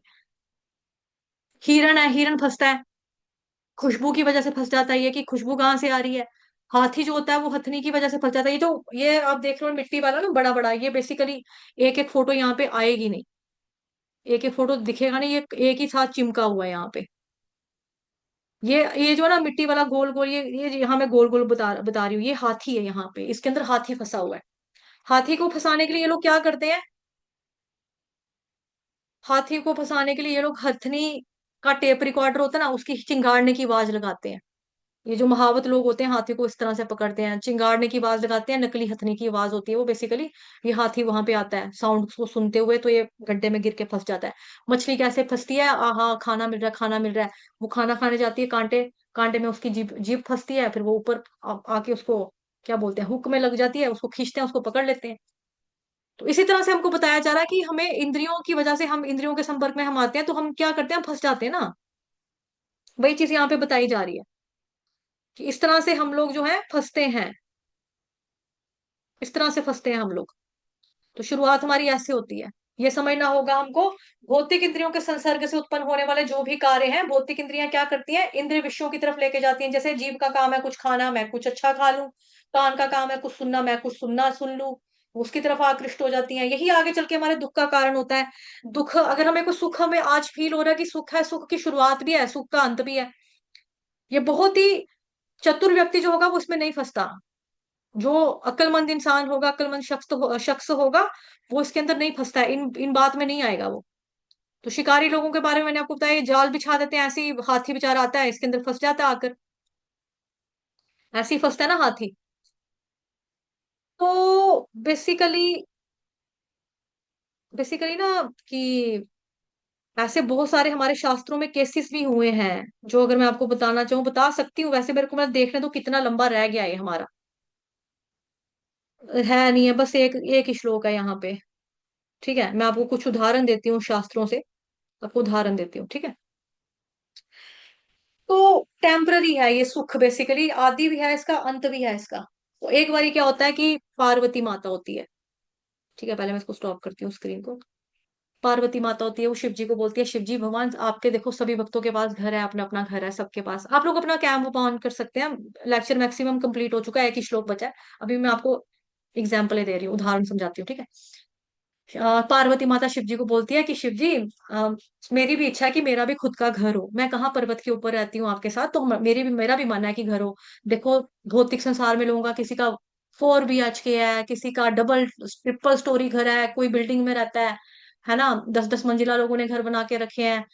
1 BHK भी नहीं है हमारे पास, तो किसी के पास 2, 4, 5 ऐसे है। तो शिव जी बोलते हैं कोई बात नहीं, आपका घर बनाने का मन है ना, आप मेरी वाइफ हो, मेरी पत्नी हो, मेरी जिम्मेदारी हो, कोई बात नहीं, मेरी जिम्मेदारी बनती है आपको खुश रखना, मैं आपको घर बना कर देता हूँ। तो शिव जी घर बनाते हैं, बहुत सुंदर भव्य मंदिर महल जैसा घर बनाते हैं शिव जी। अब जब हम घर बनाते हैं तो घर में बनाने के बाद क्या करते हैं, गृह प्रवेश करते हैं। तो गृह प्रवेश करने के दौरान क्या होता है, वो बड़े सारे साधु संतों सन्यासी वैष्णव महात्मा फकीरों को सबको बुलाते हैं। और शिव जी कौन है, आशुतोष भोले भंडारी शिव जी से जो कोई चीज मांगता है शिव जी कहते हैं तथास्तु ले लो। तो वहां पे आते हैं क्या बोलेंगे, ब्राह्मण आते हैं, वो मांगते हैं शिव जी मुझे ये चीज बड़ी अच्छी, शिव जी कहते हैं तथास्तु ले लो।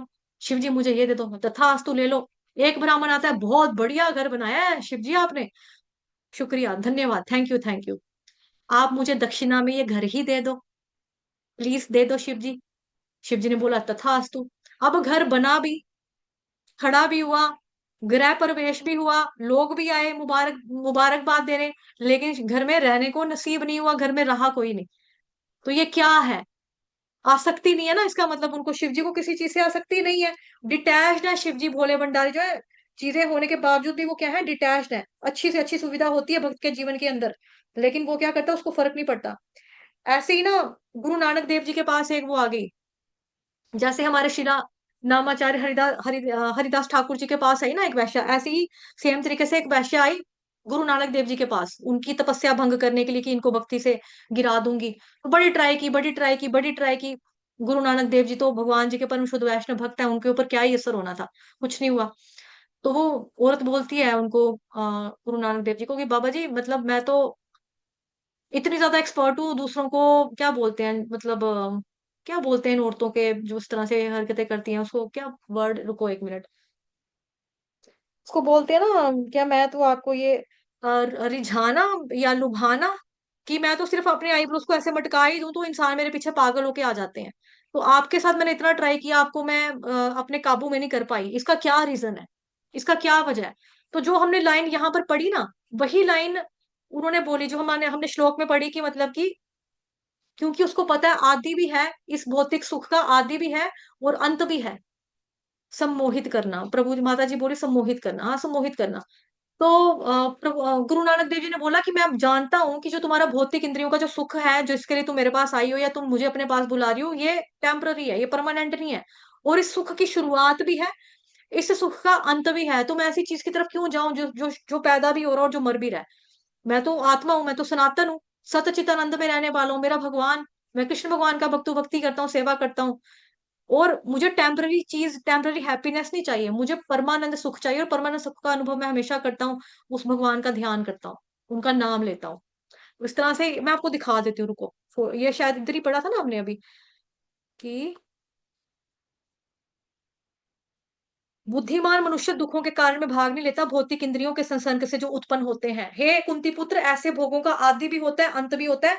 तो जो चतुर व्यक्ति होता है वो इसमें आनंद नहीं लेता, इसमें आनंद नहीं लेता। ऐसे ही क्या हुआ, एक बारी रामानुजाचार्य जी का एक डिसाइपल था, उनका अच्छा डिसाइपल था रामानुजाचार्य का। तो उसकी आदमी की शादी हुई, शादी हुई तो अब फर्स्ट नाइट है, क्या बोलेंगे, सुहाग रात है। अपनी बीवी के साथ वो बैठा है और बीवी के सामने वो अपने गुरु महाराज का गुणगान कर रहा है, तुमको पता है मेरे गुरु महाराज इतने दयालु है, मेरे गुरु महाराज इतने अच्छे हैं, वो इतने महान है, इतने महान है, इतने महान है, इतने अच्छे भक्त हैं, इतनी अच्छी भक्ति करते हैं, इतनी अच्छी भक्ति करते हैं। वो पूरी रात लड़के ने क्या किया, अपनी पत्नी को फर्स्ट नाइट पर बेड के ऊपर पूरा गुरु महाराज के गुणगान, उनकी एक तरह की व्यास पूजा ही करती है अपने गुरु महाराज के बेड के ऊपर। अब उसका रिजल्ट क्या हुआ, उसकी वाइफ जो है वो रामानुजाचार्य जी के पास जाती है, कहती है कि मेरे स्वामी ने रात भर आपके बारे में बहुत बातें, मुझे अद्भुत बातें बताई, आपके बारे में मेरे को सुनाया, मैं भी आपसे हरि नाम की दीक्षा लेना चाहती हूँ, मुझ पर भी कृपा करो। तो जो उनके जो रामानुजाचार्य जी, वो इतने खुश हुए, इतने प्रसन्न हुए, इतने प्रसन्न हुए कि किसी व्यक्ति की फर्स्ट नाइट है, आज सुहाग रात है, और जिस सुहाग रात का मतलब लाइक किसी व्यक्ति का रजोगुण पीक के ऊपर होना, पीक के ऊपर होना। और ये व्यक्ति इतना शांत है, इतना धीरज है इसके अंदर, इतना धैर्यवान है, ये मेरे बारे में गुणगान करता रहा पूरी रात अपनी बीवी के साथ। तो कितना अच्छा डिवोटी है। तो इतना ज्यादा प्रेम स्नेह उसको फिर अपने गुरु महाराज यानी कि रामानुजाचार्य से मिला, और उनकी जो वाइफ थी उसको भी हरि नाम की दीक्षा जो थी उनके गुरु महाराज ने दिया। तो ऐसे ही बड़े सारे केसेस हैं हमारे पास, बड़े सारे मतलब शास्त्रों से अच्छे अच्छे एग्जाम्पल जिसको हम बोले, शिला सनातन गोस्वामी जी का है, सारी सुविधाएं उनके पास थी, आपने पढ़ा है उसमें भक्ति सामने सिंधु ग्रंथ में, प्राइम मिनिस्टर थे हुसैन शाह के, यहाँ पर ये लोग है ना, और सारी सुख सुविधाओं को छोड़कर भागवत महापुराण सुना करते थे। और एक सुनता था भाई, दूसरा भाई जो था वो पाठ करता था और छुट्टी लेते थे कि हम बीमार हैं, लीव, लीव देते, जैसे हम छोटों से देते ना, I am very ill, I am very sick, kindly leave me for one day, I shall be very thankful to you sir. ऐसे इन लोगों ने लीव लिख कर दे देनी, I shall be very thankful to you sir. तो leave किधर की, 3 महीने की लीव दे के छोड़िए। वो सोचता है यार बीमारी कौन सी लगी है इनको, जाकर देखो तो सही, कौन सी ऐसी समस्या लगी है इनको कि दोनों के दोनों बीमार पड़े हुए हैं। जाकर देख रहे हैं, एक भाई कथा कथा सुना रहा है पढ़ पढ़ के, दूसरा भाई आराम से कथा सुन रहा है। अच्छा, तो ये बीमारी चल रही है आप लोगों की यहाँ पे। तो इतना सब कुछ होने के बावजूद भी, मतलब वो लोग क्या है, पूरे के पूरे डेडिकेटेड है, समर्पित हैं भगवान के प्रति। उनको इंद्रिय तृप्ति का कुछ नहीं चाहिए, कुछ लेना देना ही नहीं है। श्री रघुनाथ गोस्वामी ऐसे ही थे, इतना ऐश्वर्य उनके पास था। 120 लाख सोने की शर्फियां, उर्दू में शर्फी बोलते हैं, हिंदी में मुद्राएं बोलते हैं ना, सोने की मुद्राएं उनके पास थी। सैलरी थी उनकी इतनी, 120 लाख सोने की मुद्राएं। और इस प्रकार से उनके पास कितनी मुद्राएं होंगी, ऐश्वर्य वैभव, पत्नी बहुत ज्यादा सुंदर, घर में सारा सम्मान करने वाले, मम्मी पापा प्यार करने वाले, चैतन्य महाप्रभु के प्रेम में इतना अधिक आकर्षित हो गए थे वो, सब कुछ छोड़ छाड़ के चैतन्य महाप्रभु से मिलने के लिए गए, जगन्नाथपुरी में जाकर उनको ज्वाइन किया। उस तरह से बड़े सारे बहुत हमारे आचार्य हुए हैं। एक और आचार्य हुए श्रीला नरोत्तम दास ठाकुर जी। इन्होंने रघुनाथ गोस्वामी की कथा सुनी थी। तो उनकी माँ ने उनको बोला करती थी, बेटे मेरे नर्रू नरोत्तम दास, कुछ खा लिया कर, कुछ खा ले, कुछ खा ले, कुछ खा ले। वो कहते, जब तक मेरे भगवान ने नहीं खाया मैं कुछ कैसे खा सकता हूँ माँ। माँ कहती थी, तुम्हें सर्दी लग रही होगी, ये लो तुम स्वेटर पहन लो, ये लो तुम शाल ओढ़ लो। तो बच्चे ने बोला, मतलब नरोत्तम दास ठाकुर जी, जब वो छोटे हैं अभी बच्चे हैं, तो उन्होंने बोला, अभी ठाकुर जी ने कुछ गर्म नहीं पहना तो मैं गर्म वस्त्र कैसे पहन लूं माँ, मैं कैसे पहन लूं। तो इस तरह से हमारे शास्त्र में तो बहुत उदाहरण है, भर भर के पड़े हुए हैं। मैं कितना ही बताऊं, कितना ही गुणगान करूं, कितना ही बोलूं वो कम है, कितना ही बोलूं वो कम है, बहुत कम है। बट है बहुत सारा, लेकिन समय की पाबंदी भी है ना हमारे पास, थोड़ा समय को भी ध्यान में रखना पड़ता है। तो आज का अध्याय तो वैसे छोटा है। तो शीला प्रभुपाद जी भी आपके सामने उदाहरण है। अभी जो हमने देखा यहाँ पे कीर्तन कर रहे थे डिवोटीज, इधर हमने पढ़ा देखा था ना, और ये क्या बोलते हैं आपका वीडियो, कहाँ गया ये वीडियो जो देखा था अभी, ये किधर गया इसका प्ले का बटन, है ये रहा, है ना, जो भी हमने यहाँ देखा था शीला प्रभुपाद जी का। तो ऐसे हमारे पास बहुत उदाहरण है। प्रभुपाद जी भी किस तरह से डिवोटी थे सबको मालूम है। प्रभुपाद जी के एक डिसाइपल हुए गिरिराज स्वामी जी महाराज, गिरिराज महाराज उस वक्त ये ब्रह्मचारी थे। वो एक इंसान था, आपने सुना होगा शायद ये वाली इंसिडेंट कि मिस्टर नैयर करके, उसने एक प्रोस्टिट्यूट को भेजा था कि इस गिरिराज नाम के ब्रह्मचारी को गिरा दो। और जब ये वैश्या गिरा कर आएगी तो मैं बोलूंगा, देखो देखो हरे कृष्ण वाले लोग क्या है, चरित्रहीन करेक्टरलेस कहीं के, और नहीं तो क्या, बदनाम कर दूंगा इनको, तो प्रॉपर्टी हथिया लूंगा, पागल लोग हैं, भगा दूंगा इनको, इनका क्या है। आसानी से भक्त लोगों ने किसी को कुछ कहना तो है नहीं, कुछ बोलेंगे नहीं, ये हाँ जी करके निकल जाएंगे। तो प्रोस्टिट्यूट आई गई वो गिरिराज महाराज के पास।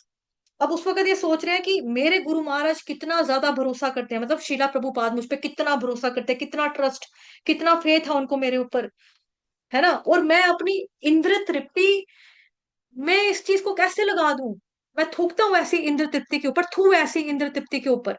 और इस प्रकार से उनका पतन नहीं हुआ, क्यों, क्योंकि इंद्र तृप्ति की सुविधा आई भी तो उन्होंने नो कर दिया उसको, नो करने की हिम्मत रखी, नो कर दिया। तो वो चली गई औरत वापस। तो उन्होंने बोला, मैं थूकता हूँ ऐसी इंद्र तृप्ति के ऊपर जो मेरे को मेरे गुरु महाराज को धोखा देने के लिए प्रेरित करे, छी धिक्कार है ऐसी इंद्र तृप्ति के ऊपर। तो उनका पतन नहीं हुआ, वो नहीं गिरे, क्योंकि इंद्र तृप्ति की सुविधा आई सामने से चलकर, लेकिन उन्होंने मना कर दिया। अभी हम देखें अगर रुक्मणी माता का ना, रुक्मणी जी का, उनके पास भी सुविधा थी कि बड़े बड़े पावरफुल हैंडसम अपनी यंग यंग राजा आए हुए हैं उनके सामने, राजकुमार आए हैं, लेकिन उन्होंने उनकी तरफ देखा तक नहीं, देखा तो कहाँ देखा, कृष्ण भगवान को देखा। और आपने पढ़ा है ये वहां पर, क्या बोलते हैं आपका, 10th कैंटो जो है हमारा, वो भागवतम महापुराण का 10वें स्कंद का जो compilation, Krishna book, Shri Krishna book, पूर्ण पुरुषोत्तम भगवान श्री कृष्ण, इस बुक का हिंदी में नाम है। कि रुक्मणी माता क्या करती हैं, जब कृष्ण भगवान जी का देखते हैं रथ आ रहा है, वो और धीरे धीरे और स्लो हो जाती है, कि मैं धीरे धीरे धीरे धीरे, वो बिल्कुल कीड़ी चाल लगी चलने, ऐसे ऐसे ऐसे ऐसे कीड़ी कीड़ी चाल लगी चलने। तो कृष्ण भगवान के पास जैसे ही पहुंचू तो कृष्ण भगवान मेरे को किडनैप करके अपने रथ में बैठा कर तो ले जाए। उनके सामने भी क्या था, सुंदर सुंदर लड़के थे आए उनके सामने, लेकिन उन्होंने किसी की तरफ नहीं देखा। तो ऐसे तो देखो शास्त्रों में कितने उदाहरण, मैंने आपको 5-7 तो आई थिंक गिना ही दिए, है ना, गिना दिए ना। तो इस तरह से अब ये जो श्लोक है हमारे सामने, भोक्तारम यज्ञ तपसाम सर्वलोक महेश्वरम सुहृदम सर्वभूतानाम, ज्ञात्वा माम शांति मृच्छति मृच्छति। मुझे समस्त यज्ञों का और तपस्याओं का परम भोक्ता, समस्त लोकों का तथा देवताओं का परमेश्वर और समस्त जीवों का उपकारी हितैषी जानकर मेरे भावनामृत से पूर्ण पुरुष भौतिक दुखों से शांति लाभ प्राप्त करता है, शांति लाभ करता है। तो बेसिकली ये वाला जो श्लोक है बहुत इंपॉर्टेंट श्लोक है। इस श्लोक को बोला जाता है पीसफुल फार्मूला। इस श्लोक को बोला जाता है भगवत गीता का पीसफुल फार्मूला। शांति सूत्र हिंदी में बोलते हैं इसको। शांति मृच्छति भोक्तारम यज्ञ तपसाम सर्वलोक महेश्वरम सुहृदम सर्वभूतानाम ज्ञात्वा माम शांति मृच्छति। कि भाई बता रहे हैं कि भोक्तारम यज्ञ तपसाम, जो समझ जाएगा कि मैं ही सभी चीजों का एंजॉयर हूँ, सुप्रीम एंजॉयर मैं हूँ। भोक्तारम यज्ञ तपसाम सर्वलोक महेश्वरम, सभी लोगों का महा ईश्वर महास्वामी मैं हूँ।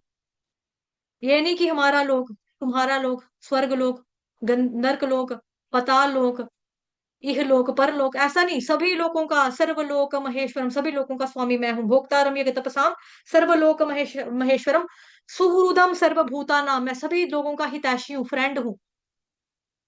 किसी का मैं दुश्मन नहीं हूँ, किसी के साथ मैं पक्षपात नहीं करता, मैं सबका दोस्त हूँ, सबका मित्र हूँ। ज्ञातवा माम शांति मृच्छति, जो इस तरीके से मेरे को जानता है वो क्या प्राप्त करेगा, वो शांति को प्राप्त कर लेगा, उसको शांति मिलेगी। हमारी जिंदगी में जो अशांति होती है वो हमारी अपनी वजह से होती है। हे भगवान, वो मेरे को बड़ा तंग करता है, वो जाए ना, उसका एक्सीडेंट हो जाए, मर जाए, मर जाए। हे भगवान, बहुत दुखी करता है भगवान मेरे को। हम छोटी छोटी चीजों के लिए, दूसरों के लिए हम सोचते हैं मर ही जाए, उसका बेड़ा गर्क हो, वो मर जाए। मैं तो इतनी सारी दुनिया करती है ना लोगों के, जादू टूना, काला जादू, ब्लैक मैजिक, ये सब चीजें करती है दुनिया। क्यों करती है? दूसरे को, कि हम खुश रहे, दूसरा दुखी रहे। लेकिन भगवान यहाँ क्या बता रहे हैं कि जो व्यक्ति ये समझ जाएगा उसको शांति अनुभव होगी। बिकॉज सुहृदम सर्वभूता नाम, मैं सबके हृदय में परमात्मा के रूप में वास करता हूँ, सबका फ्रेंड हूँ, किसी का दुश्मन नहीं हूँ। अब ये वाली बात क्या हो जाएगी, हम कृष्ण भगवान को कहते हैं हमारे परम पिता हैं, जो हमारे भौतिक संसार के पापा है। पापा पापा भैया को ना आप कुछ मत लेके देना, आप मेरे को 100 रुपीज दे दो, भैया को 1 रुपया मत देना, पापा कभी भी मत देना, कभी भी मत देना। इसको जदा से बेदखल कर दो, सारी प्रॉपर्टी पापा मेरे नाम करना, ठीक है पापा? ऐसे बोले। पापा आप ऐसा करो, ये तो अनपढ़ है, ये तो पढ़ा लिखा नहीं है, आप इसको जहर दे दो, ये मर जाने दो पापा इसको। क्या हमारे भौतिक संसार के पापा ऐसा करेंगे? पापा के 2 बच्चे हैं, एक बच्चा मोस्ट इंटेलिजेंट है, दूसरा बच्चा बेचारा थोड़ा डल है, उसको पढ़ना लिखना कम आता है। एक बच्चा जहां जाता है स्कॉलरशिप जीत के लाता है, स्कूल के लिए ट्रॉफी लेकर आता है, नाम रोशन करता है अपने पापा का। दूसरा बच्चा थोड़ा कमजोर है पढ़ाई करने में, उसको नहीं, ना वो गेम्स खेल सकता है, नहीं मन करता उसका, वो घर में रहने का मन करता है उसका, ना वो पढ़ लिख रहा है अच्छे से, ना वो कोई खेल कूद में इंटरेस्टेड है। तो बड़ा वाला बेटा से, पापा ये करी क्या है, कर क्या रहा है, ये ला रहा है कुछ की इनाम लेकर आ रहा है, नाम रोशन कर रहा है, आपका स्कूल का नाम रोशन कर रहा है, इनाम ला रहा है मेरी तरह, जैसे मैं स्कॉलरशिप जीत कर लाता हूँ, लाता है पापा ये कुछ नहीं ना? मारो पापा इसको, खलासी मुकाओ इसकी पागल की। तो भौतिक जगत वाले पापा हमारे क्या करेंगे? नहीं, मेरा बेटा है, 5 उंगलियां बराबर नहीं होती, इस उंगली को काटूंगा ये भी दर्द करेगी, उसको काटूंगा ये भी दर्द करूंगी, इसको काटूंगा ये भी दर्द करेगी, इसको काटूंगा ये भी दर्द करेगी। उसी तरह से भगवान कह रहे सूर्यदम सर्वभूतानाम, मैं सभी का हितैषी हूँ। और अपने भगवान जी के पास जाकर किसी दूसरे के लिए कहना भगवान मेरा भला हो जाए, इसका बेड़ा गर्क हो जाए, भगवान प्लीज ये मेरा दुश्मन है, आप इसके साथ अच्छा नहीं करना, मेरे साथ अच्छा करना, तो भगवान पूरा करेंगे। जब आपके भौतिक संसार वाले पापा पूरा नहीं करे, परम पिता पूरा कर देगा ये चीज। वही भगवान कह रहे हैं, जो व्यक्ति ये चीज समझ जाता है कि बस तेरे साथ साथ उसका भी हितैषी हूँ, जिस तरह से तुम मेरे बेटे हो, तुम मेरे बच्चे हो, उस तरह से वो भी मेरा भक्त है, वो भी मेरा बच्चा है। जिसको ये चीज समझ में आ जाएगी उसको पूरे तरीके से शांति का अनुभव वो व्यक्ति करेगा। उसको लग जाएगा पता कि भगवान किसी का भी बुरा नहीं कर सकते, अगर मेरा नहीं करेंगे तो उसका भी नहीं करेंगे। किसी की बर्बादी के लिए जाकर मन्नत मांगना, प्रार्थना करना भगवान से गलत बात है, गंदी बात है, वो मेरे पास नहीं आएगा। जो व्यक्ति ये चीज समझ आएगा, वो शांति को फील करेगा, शांति का अनुभव करेगा। सर्वलोक महेश्वरम। क्लियर हो गया ये वाला श्लोक? ये इंपॉर्टेंट है, देखो जो चीजें हैं ये हमारे लिए प्रैक्टिकली अप्लाई करने वाली बातें हैं। हम लोगों को पता नहीं ना होता हम कहाँ कहाँ पे गलतियां करते हैं, हम कहाँ पे इच्छा कर रहे हैं, कहाँ पे द्वेष कर रहे हैं। ये इच्छा द्वेष सम्मोह, मतलब कि इसी की वजह से हम पढ़ते हैं इस संसार में बार बार। जब हमको अब लग जाएगा, पता समझ में आ जाएगी, तो फिर हम नहीं पढ़ेंगे। हमको अब मालूम लगा ना भगवत गीता के माध्यम से, हमने अपने लिए अच्छा मांगना ठीक है, लेकिन दूसरे के लिए बुरा मत मांगो ना। यही शांति है। पीसफुल फार्मूला बोला है इसको भगवत गीता को भगवान ने आपका। ठीक है। फिर है यहाँ पर, ये आप देख रहे हो, ये क्या बोलेंगे इसको, सोने का बिस्किट, पेपर वेट की तरह अगर हम इसको इस्तेमाल करें। सोने का ईंट मूल्यवान है। ईंट है, ये बिस्किट नहीं है, ईंट ईंट है सोने की। ओके। सोने की ईंट मूल्यवान है और कागज के वजन के रूप में उपयोग करने से बेहतर उद्देश्यों के लिए भी उपयोग किया जा सकता है। इसी प्रकार बहुमूल्य मानव जीवन का उपयोग सांसारिक अर्थ भोगने की बजाय वास्तविक सुख की प्राप्ति करने के लिए किया जाना चाहिए। तो क्या ना कि जैसे यहाँ पे उदाहरण दिया उन्होंने सोने के ईंट का। सोने के, ये मान लो मेरे पास सोने की ईंट है और मेरे कागज उठ रहे हैं, मैं कागज के ऊपर रख दूं कि चलो ये काम हो गया, ठीक है। लेकिन सोने के ईंट का मैं बेहतर यूज कर सकती हूँ ना। अगर मेरे पास कोई प्रॉब्लम है, मैंने बच्चों की शादी करनी है, कोई बीमार पड़ गया मेरा रिश्तेदार, मैंने वहां पर पैसा जमा कराना है, कहीं पे मंदिर निर्माण निर्माण हो रहा है, वहां पे मैंने दान देना है, सोने का बिस्किट बेचूंगी मैं, टुकड़ा इतना सा पीस बेच दूंगी सोने का टुकड़ा, और मैं काम कर सकती हूँ अपना। उसी तरह से हमको मनुष्य की जिंदगी मिली, मनुष्य का जीवन मिला। इसका उपयोग, इसका सदुपयोग किस में करेंगे? हम भगवान की भक्ति में करेंगे तो कहाँ जाएंगे? भगवत धाम में जाएंगे। अगर हम नहीं करेंगे, भगवान की भक्ति में इसका इस्तेमाल नहीं करेंगे, अगर हम अपने सेल्फ ग्रेटिफिकेशन में कर देंगे, तो फिर क्या करेंगे? फिर हम वापस 84 लाख योनियों में आ जाएंगे।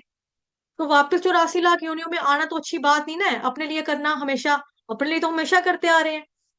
हितोपदेश महाभारत में श्लोक आता है, आहार निद्रा भयमैथुनम च सामान्य में तत्पशुभिर्नराणाम, है ना, धर्मो हि तेषाम अधिको विशेषः धर्मेण हीनः पशुभिः समानः। कि आहार निद्रा भय मैथुन, ये चार चीजें लोग, जानवर भी करते हैं, हम लोग भी करते हैं।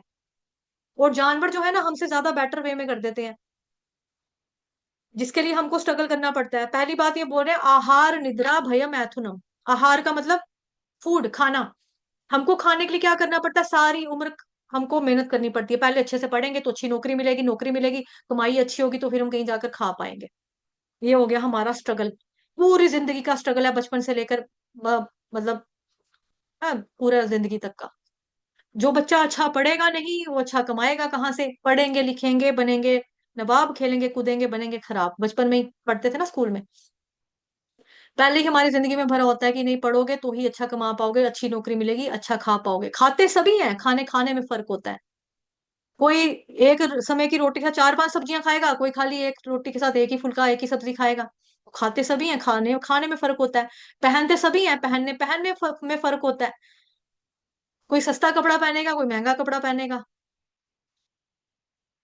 तो जानवरों को इसके लिए स्ट्रगल नहीं करना पड़ता। उनको नहीं बोलेगा चलो कुत्ते आज पैदा हो गया, अच्छा इसको स्कूल भेज देना, इसको सिखाएंगे शिकार कैसे करना है, इसको सिखाएंगे रोटी कैसे कमानी है। कुत्ते को कोई सिखाता है?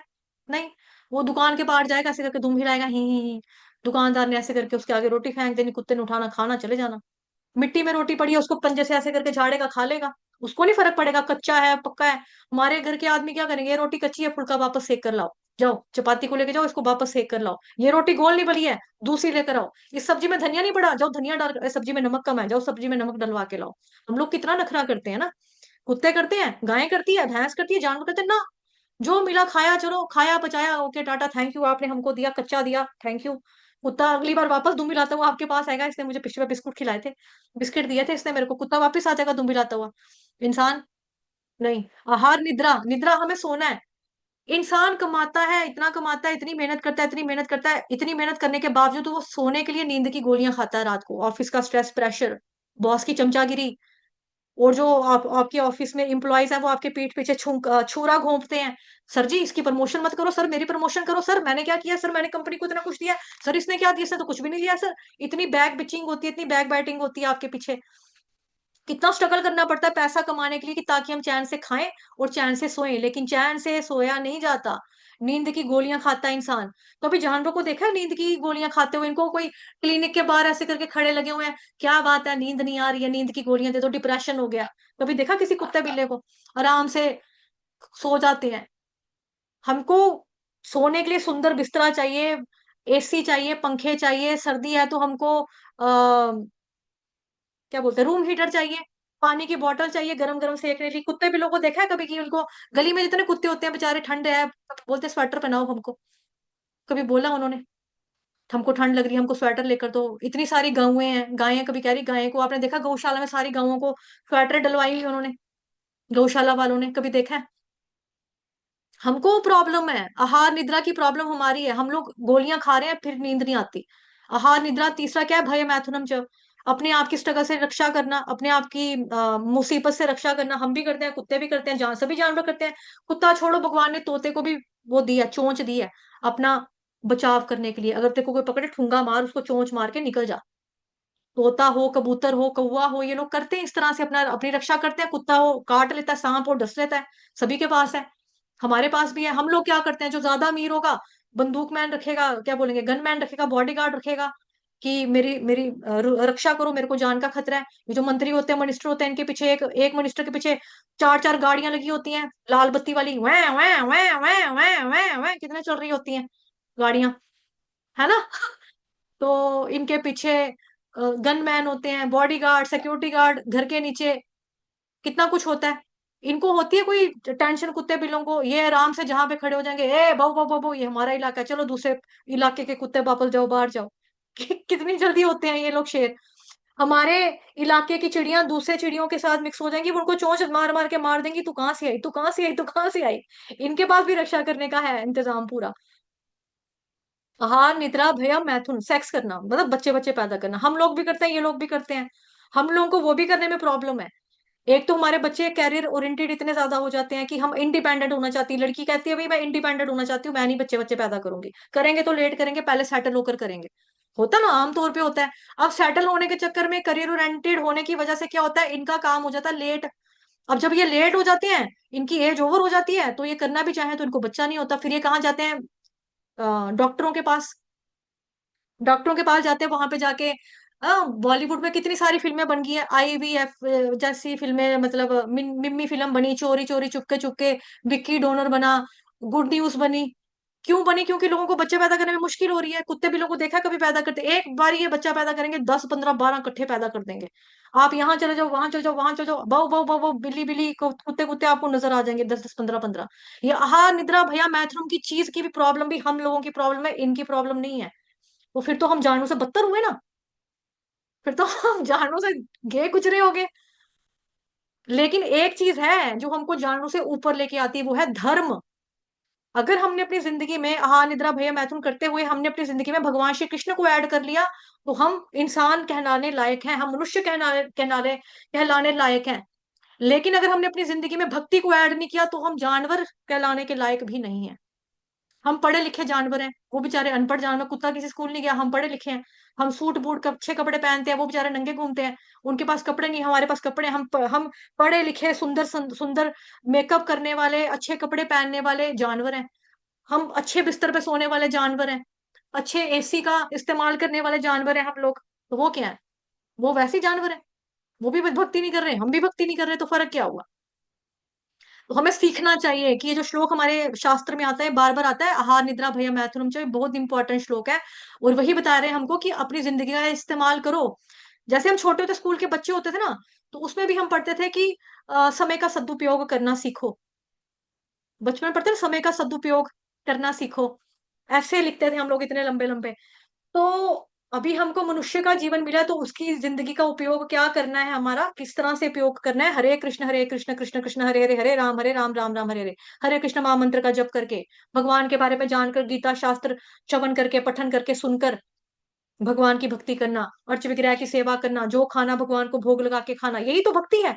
मुश्किल थोड़ा है ये करने से हम 84 लाख योनि से मुक्त हो जाएंगे। अदरवाइज दोबारा हमको भी कुत्ता घोड़ा गधा बिल्ला सुअर गाय हाथी ये सब बनना पड़ेगा। अपनी वजह से बनेंगे हम, किसी के कसूर की वजह से तो नहीं बनेंगे। ये क्या भगवान आपकी क्या गलती है, आपने मेरे को लड़की बनाकर पैदा किया, सन्यासी बना के नहीं पैदा कर सकते? भगवान की गलती थोड़ा है क्या? भगवान आपने मेरे को जानवर बनाया, भगवान की गलती नहीं है ना, हमारी गलती है, हमारी गलती है ये। चलो फिर आगे जाएंगे, आगे है हमारा, खत्म ही है अब तो। प्रभुपाद जी के वर्ड्स पढ़ने हैं, प्रभुपाद जी की। यह 5वां अध्याय कृष्ण भावनामृत की, जिसे सामान्यतः कर्म योग कहते हैं, व्यवहारिक व्याख्या है। यहाँ पर इस प्रश्न का उत्तर दिया गया है कि कर्म योग से मुक्ति किस प्रकार किस तरह प्राप्त होती है। कृष्ण भावनामृत में कार्य करने का अर्थ है भगवान के पूर्ण ज्ञान के साथ कर्म करना। ऐसा कर्म दिव्य ज्ञान से भिन्न नहीं होता। प्रत्यक्ष कृष्ण भावनामृत भक्ति योग है और ज्ञान योग वह पथ है जिससे भक्ति योग प्राप्त किया जाता है। कृष्ण भावनामृत का अर्थ है परमेश्वर के साथ अपने संबंध को पूर्ण ज्ञान प्राप्त करके कर्म करना, और इस चेतना की पूर्णता का अर्थ है श्री कृष्ण भगवान का पूर्ण ज्ञान। शुद्ध जीव भगवान के अंश के रूप में शाश्वत दास है, मतलब जीवेर स्वरूप है कृष्ण नित्य दास। वह माया पर प्रभुत्व जताने की इच्छा से ही माया के संपर्क में आता है, और यही उसके कष्टों का मूल कारण है कि भाई मैं भी कुछ भोगना चाहता हूँ, मैं मालिक हूँ, मैं मालिक हूँ। जब तक मैं मालिक हूँ, मैं स्वामित्व वाली भावना जो है वो रहेगी हमारे अंदर, हम कभी भी आगे ये 84 लाख योनि को क्रॉस नहीं लगा पाएंगे, खत्म नहीं कर पाएंगे। किंतु कृष्ण भावना में दूसरे पदार्थ की परिधि में स्थित होते हुए आध्यात्मिक जीवन में ले आता है, क्योंकि भौतिक जगत में भक्ति का अभ्यास करने पर जीव का दिव्य स्वरूप पुनः प्रकट होता है। ठीक है, तो अध्याय तो हमारा खत्म हो गया। यहाँ पे प्रभुपाद जी की बात भी प्रभुपाद जी ने बता दिया कि कृष्ण भावनामृत का मतलब क्या है, परमेश्वर के साथ अपना जो संबंध है उसका पुनर्ज्ञान लेना, कि भाई मेरा भगवान के साथ संबंध क्या है, मैं यहाँ क्यों आया, भगवान के साथ मेरा रिश्ता क्या है, जीव स्वरूप है कृष्ण नित्य दास, आत्मा क्या है, भगवान का नित्य दास है। भगवान कौन है, हमारे स्वामी है, हमारे परम पिता है। हमें उनके साथ संबंध स्थापित करने के लिए नवधा भक्ति में से किसी एक को अपनाना पड़ेगा, विधि का पालन करना पड़ेगा, रिश्ता बनाना पड़ेगा। रिश्ता ऑलरेडी है, उसको बस जीना पड़ेगा और भगवान की भक्ति करके भगवत धाम में जाना पड़ेगा। आज का अध्याय यहीं पर समाप्त होता है। वांछा कल्पतरुभ्यश्च कृपा सिंधुभ्येव च पतितनां पावनेभ्यो वैष्णवेभ्यो नमो नमः। अनंत कोटि वैष्णववृंद की जय। जगत गुरु श्री प्रभुपाद की जय। श्री कृष्ण चंद्र भगवान की जय। ग्रंथराज श्रीमद् भागवतम महापुराण की जय। श्रीमद् भगवद गीता यथारूप की जय। आज के आनंद की जय। आप सब भक्तों की जय। हरे